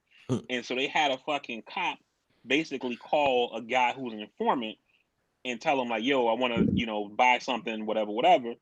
And the cop tells the kid, yo, meet me at, I think it's called Lafayette Park or something like that. It's like a park that's like directly across the street from the White House. I'm not sure if that's the park, but the cop tells the kid like, yo, meet me by the White House. And the kid literally says to the cop, like, where the fuck is the White House? Even though he sells drugs in DC, he don't even know where the White House is at. You know what I mean? Yeah. And so the cop has to give him directions on how to get to the White House and shit. And then they make the sale, boop, boop, dude gets jammed up, whatever. So that way Bush can go on TV and be like, this right here is crack. It was sold across the street from the White House. This shit is crazy. We got to do something, and like just things like that. And that kid went to jail for, I think they said like 10 years or something like that over some shit that was a setup to make a political point, Entrapment. Like it was crazy, crazy, man. You gonna be mad when you watch that shit, Yeah, I'm telling you, man.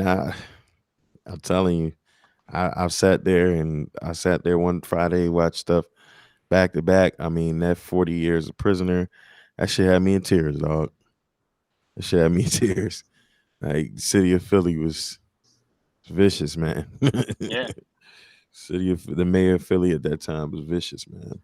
Yeah. Like they go into the media's role into like overhyping things, like the crack baby thing. Like the whole crack baby thing was based on a study that some doctor did with just 27 kids.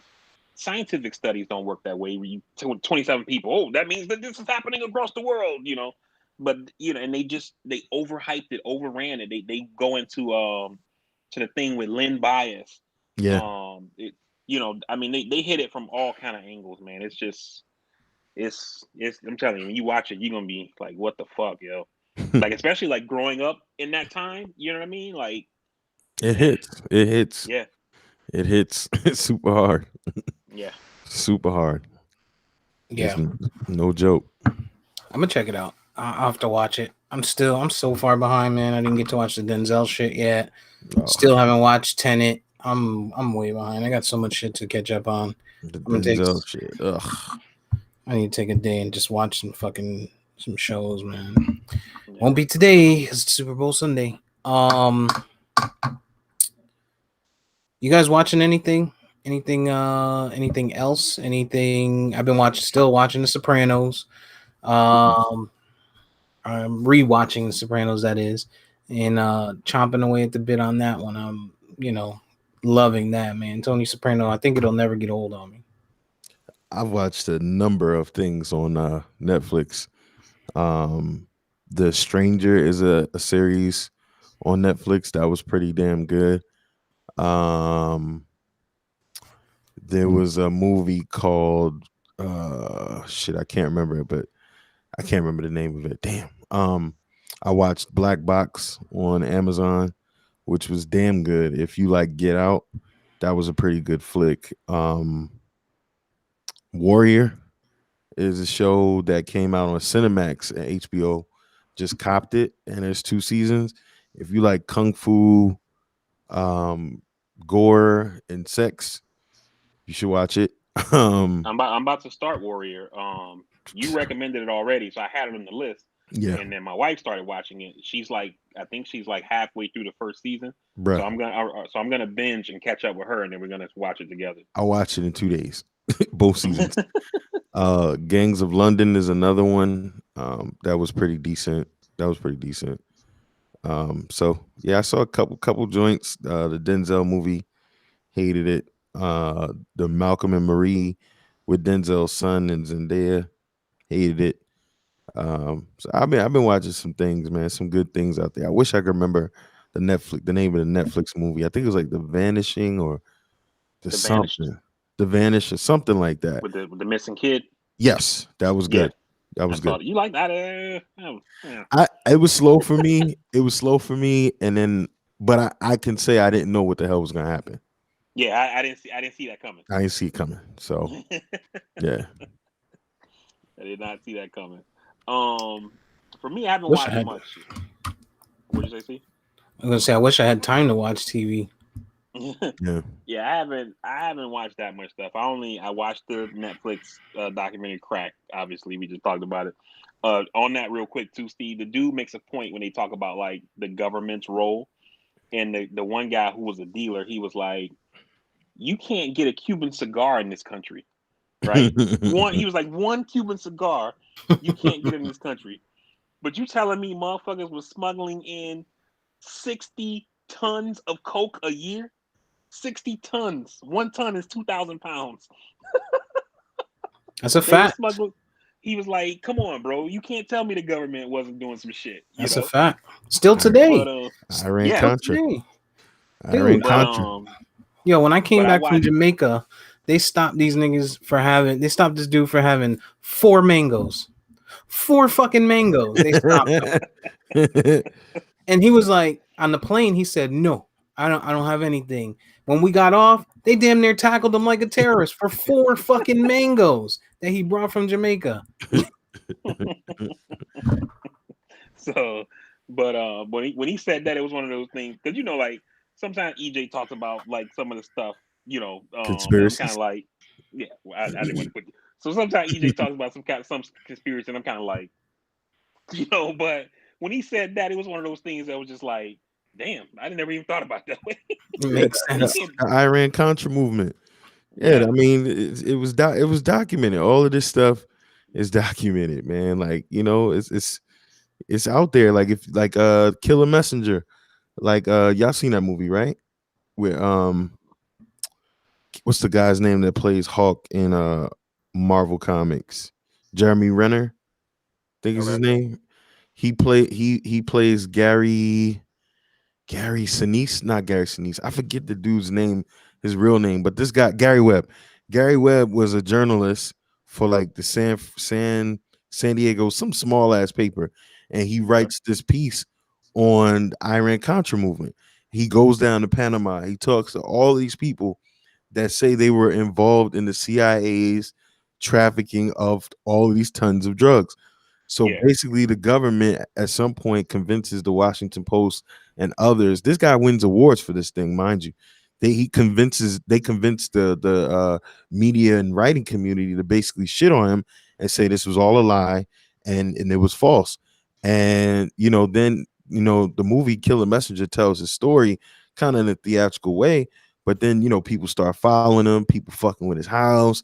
It's a dude on his lawn late at night, and eventually they said he killed himself. But I mean, you could probably deduce what might have possibly really happened. But Yeah. yeah, man, Killer Messenger. I mean, one of those movies that just kind of tell you what was going on. This dude did a Yeah. lot of digging on that. Gary Webb. And Steve, in case you're not familiar with Iran Contra, what EJ's talking about, basically, in the '80s in Nicaragua, the Contras were trying to take over the government from like the communists. You know, we're not for communism here in this country. So the Reagan administration wanted to fund the Contras, right? Congress was like, hell no, we're not getting involved in the middle of a civil war or whatever. So what the Reagan administration started doing was through the CIA, they started illegally selling weapons to the Iranians, and then they used the cash from the illegal weapons sales to start funding the Contras. That's why it was called the Iran Contra scandal. And then what we learned in this crack documentary and from this guy who EJ is talking about, Gary Webb, is that what actually was happening was those planes dropping off the missiles in Iran, loading the planes up with cash, dropping the cash off to Nicaragua, and then those planes were loaded with coke and flew back here. Tons of it, man. I mean, tons of it. And because the government was like behind this shit, you know, the people who should have been checking them, the people who tackle you for the four mangoes or the Cuban cigar, they kind of were like, huh? and you see it play out in Snowfall, in the show Snowfall. There's basically that loose adaptation of how it happened in Snowfall in California and then to other places around the country. But it's crazy, man. I mean, Our government is powerful, man. They literally flooded. They literally caused this whole thing. They literally caused it. Caused it. But yeah. So I watched Crack. I also watched The Immortal Life of Henrietta Lacks.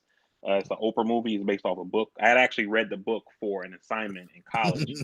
So I already was familiar with the story, but I watched the movie adaptation of it since it came out a while ago, but I finally got around to watching it. That shit is just, that's another one of those things you watch and it's kind of like, man, what the fuck, yo, you know. And for that story, Steve, it's about this woman named Henrietta Lacks from in the 50s. She had cancer and she went to Johns Hopkins in Baltimore, and they were trying to do studies to find out if like human tissue could live outside of the body, so that way they can experiment on it.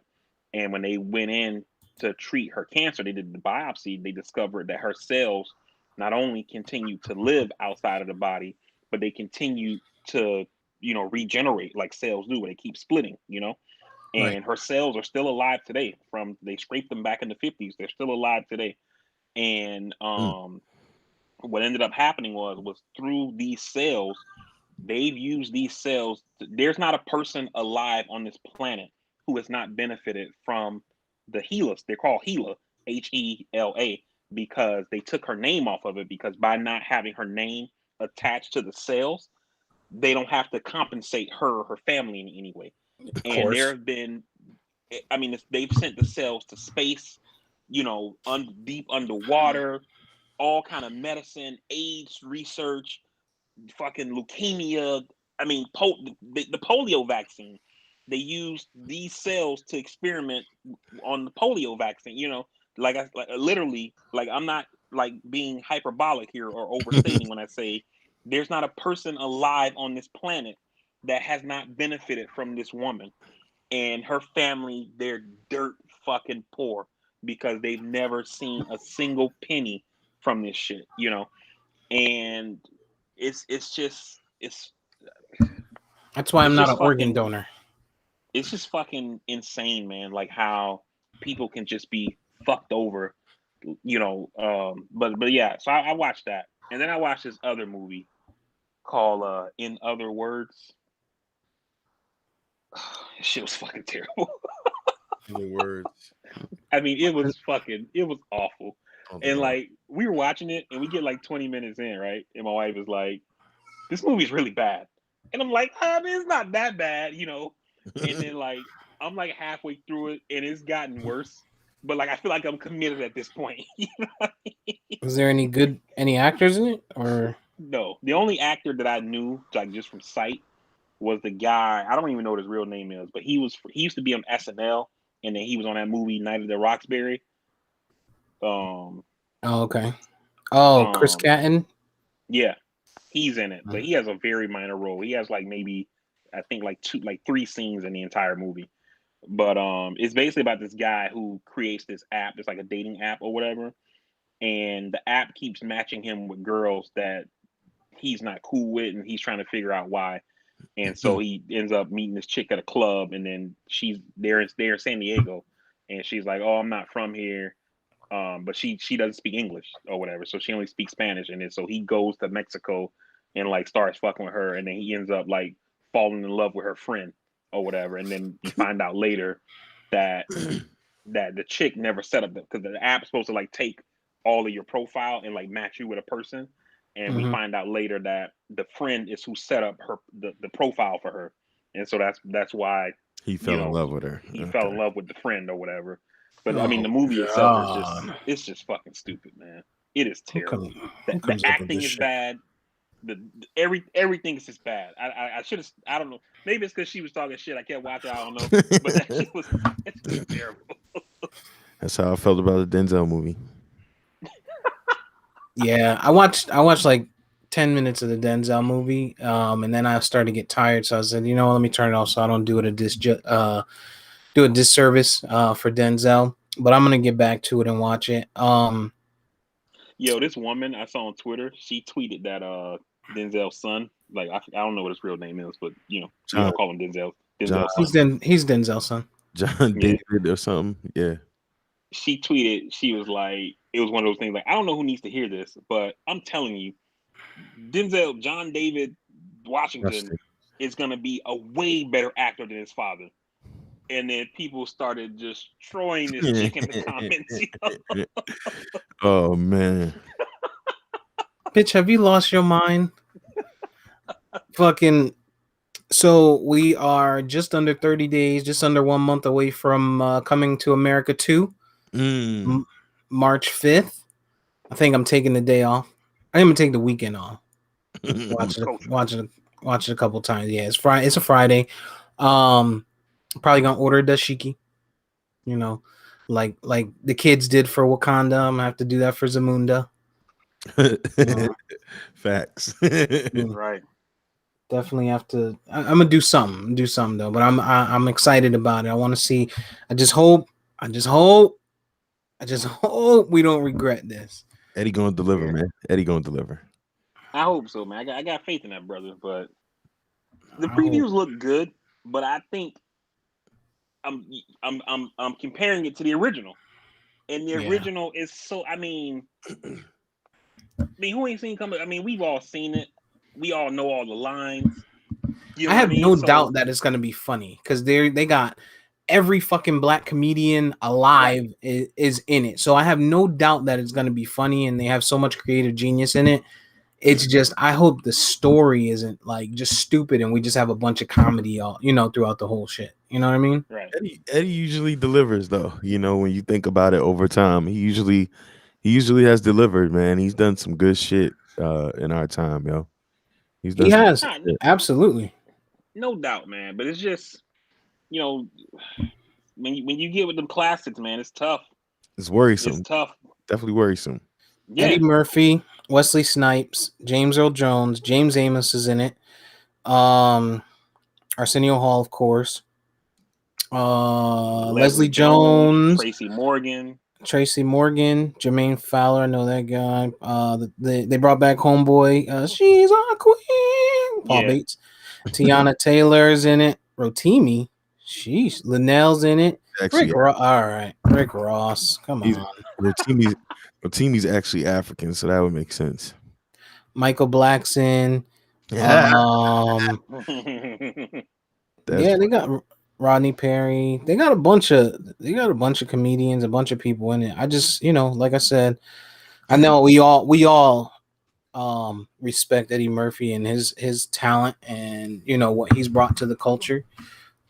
And I just hope that, I hope that the younger people like the Leslie Joneses and stuff like that, I hope they don't go OD because sometimes she could go over and be whack. Sometimes she's funny, but sometimes she's kind of like some more, same shit. Sometimes I watch some more and she's funny, and then other times Like, bitch, I don't need to hear about fucking how often you get your pussy eaten or your ass eaten and shit. Like, and there's nothing funny in that story. You know what I'm saying? Like, to me, it's Yeah. not. So, but yeah, I just hope, I hope they, and I, like EJ said, man, we in Eddie we trust. And let's hope it is what it is. Yeah. I think it'll do numbers because we're gonna go see it, right? Black people are gonna see, regardless if it's a digital download or people go to the theater, it's gonna do numbers. But is it gonna be a good movie? It's the question. Yeah. I Right. hope so. Yeah, me too. For sure. Yeah. For sure. Definitely, VP. I am ashamed of you that you let Aaron start out Warrior and you got to catch up. I am so disappointed in you. That Yeah, I show mean, is fire. Like, EJ, you throw out like 20 shows an episode, like nah, bro. Nah. I said if you don't do anything else, watch that show. That shit is fire. Like from the opening scene, yo. I might watch it again. I'm watch. about to get on it though. It's Asians? Yeah, man. So it's basically taking place in San Francisco in the 1800s. 1800. Yeah, and so it was based on writings of Bruce Lee. So basically him tracing his people in California and the Chinese, migration, the Great Migration to San Francisco, and all of the shit that they had to go through. So it's just, yo, if you like fighting and you're gonna see some naked chicks, which is always a plus. You had me at naked. Yeah. That's always a plus. So it was dope, man. I was really shocked that I didn't watch it when it came out. 'Cause I remember when it came out, I didn't buy into it at the time, and it was It has good. really good reviews. Everything I'm seeing on IMDb is saying it's super underrated and it should be a 10 out of 10. Right now it's a 8. It's actually rated 8.3 out of 10, but all the reviews are, the recent reviews are saying 10s or 9s, and so It's I'm gonna watch it. it's fire, man, and it's on HBO Max. So How often are the or how long are the episodes? 30 or not? They're hour, but I'm telling you, like, it's a phenomenal story. It's action packed. It's everything that we love. It's everything that we love. I can't rave about it anymore. These producers need to understand how necessary 30 minutes is. Like 30-minute shows, like I think it was so easy for me to stay on track with like the Karate Kid, or not Karate Kid, Cobra Kai, and there was another one that I watched that was 30 minutes because like hour is a long time for old wash niggas like me. Like I know I'm old and washed. My pee stream just sounds like drips now. Like remember when you was young and your pee stream is no, not no more. My shit be like click click click click click click. I know I'm old, nigga.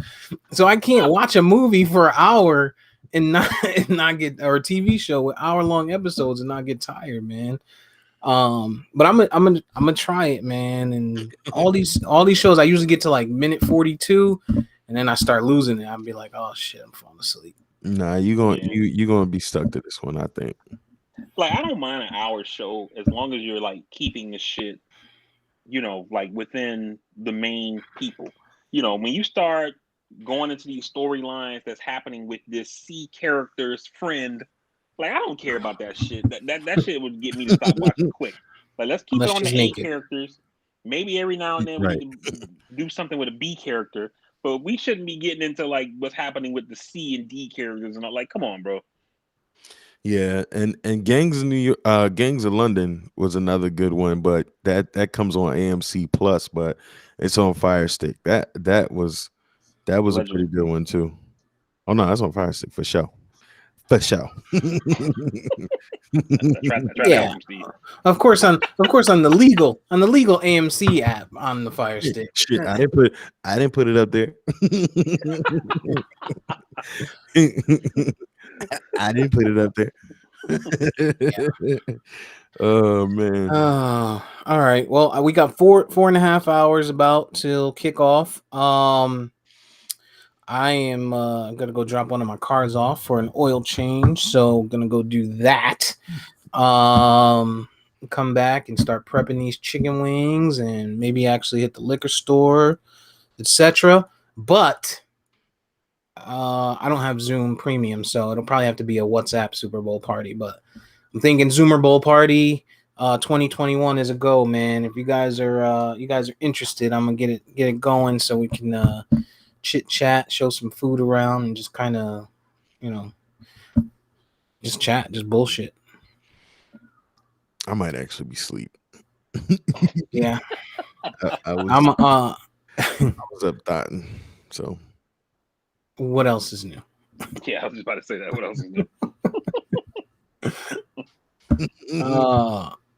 I don't know how this nigga don't got more kids. I do. I know. Ain't happening. Anytime EJ talk about shit like that, he always makes me think about my homie from the Marines. We went to the club one night, right? And we're in Greenville, South Carolina, like maybe like an hour away from the base, right? And this nigga meets this chick in the club or whatever, and club gets done or whatever. He's like, "Yo, meet y'all at the car." We're like, "All right." This dude takes a chick to the parking lot and literally like smashes like on the back of the fucking car, like on the trunk. You know what I mean? Hey. Like no protection or nothing. Oh my god! Yo, and then we driving back. There's the we driving punchline. back, and he's like, "Yo, what the fuck did I do?" Hey, yo.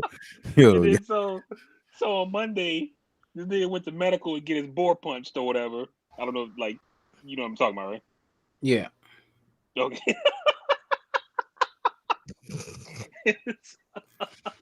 Jesus Christ. And so he comes back and he's like, "Man, I ain't never doing no shit like that again, dog." You know that I'm like, I can see EJ. No, not I. I ain't that reckless. No, sir. No, and the very next Friday. Damn, dog, what did I do? Shit. Nah, I can't, man. Went out yesterday and was doing some drinking, man. I started pacing myself, dog. I can't even do it like that no more, bro. I had two beers the other day after work, and I was buzzed. I was like, "What the fuck?" I said, "Oh no, this is." I said something's wrong. I gotta slow down here. So I've been chilling, man. Chilling. You've been out of the game a little bit, man. Yeah, I've been chilling, man. I ain't really been taking it down like that, and I think I've been losing weight, exercising a little bit. But yeah, had some good shit yesterday. The High West. I don't know if you guys ever had High West bourbon. It's pretty good. And I forget the other one that I had. High West is pretty pricey. It's a horrible looking bottle, but it's a good. The Pistons are nearing an agreement to send Derrick Rose to the Knicks. Yeah, no, I don't like it at all. I don't like it because I don't know what we're gonna send him. Yeah, probably not much. He's old. He's old and washed like me. His pee stream is just drip, drip, drip, drip, drip. That's when you start to feel buzzed after 2 beers. I'm telling you. Wait, you're gonna go one day to pee and be like, "What happened? Is this all work? Is this working right?" Hell no. Yeah, I don't like the Derrick Rose trade. I don't like that at all. I don't see the point. I don't see the point at all. They trying to reunite Tibbs with Thibodeau with Derrick Rose, nostalgia. Like, I don't know. Derrick Rose he probably still gonna get some buckets, and I mean he's older. He could be a leader to the young guys and all of that. But what are we giving up is the question. Yeah. I don't know. I wouldn't touch this team, but yeah. GMs being GMs. All right, without further ado, let's get to VP so he can get us started on this outro. All right, everybody. Thank you guys for joining the podcast today. For those who join live, either on the Facebook or on the YouTube live. First time on YouTube live, So hopefully, that keeps working for us. As always, you guys can find the podcast anywhere you get your podcast, whether it's Apple Podcasts, Spreaker, Spotify, Google Plus, YouTube. You can find us on the Facebook page. You can check out our website on www.castworthy.com. All the previous episodes are there. You can definitely catch up on any of them. Regardless of where you view the podcast, don't forget to like, comment, subscribe, share, and follow. Tell a friend and tell a friend. Let's grow the audience. Like Steve said, hit us up and in the comments, leave a like. If you leave a dislike, tell us why you don't like it. What should we do better? Steve said if you want to come on, he'll send you the link or whatever. Let's chop it up. So let's do it. As always, we definitely appreciate you guys for watching, listening, however you're consuming the podcast. Glad that the Super Bowl is here. Fuck you, Tom Brady. Hopefully he loses. Football season's over. It's gonna be a long off season, but the future's looking brighter for all of our teams. Getting ready to start out 0-0. There's hope on the other side. Can't get any worse than that. But yeah, so we appreciate you guys. We love you, and we will see you on the next one. Peace. Peace. Wrong one.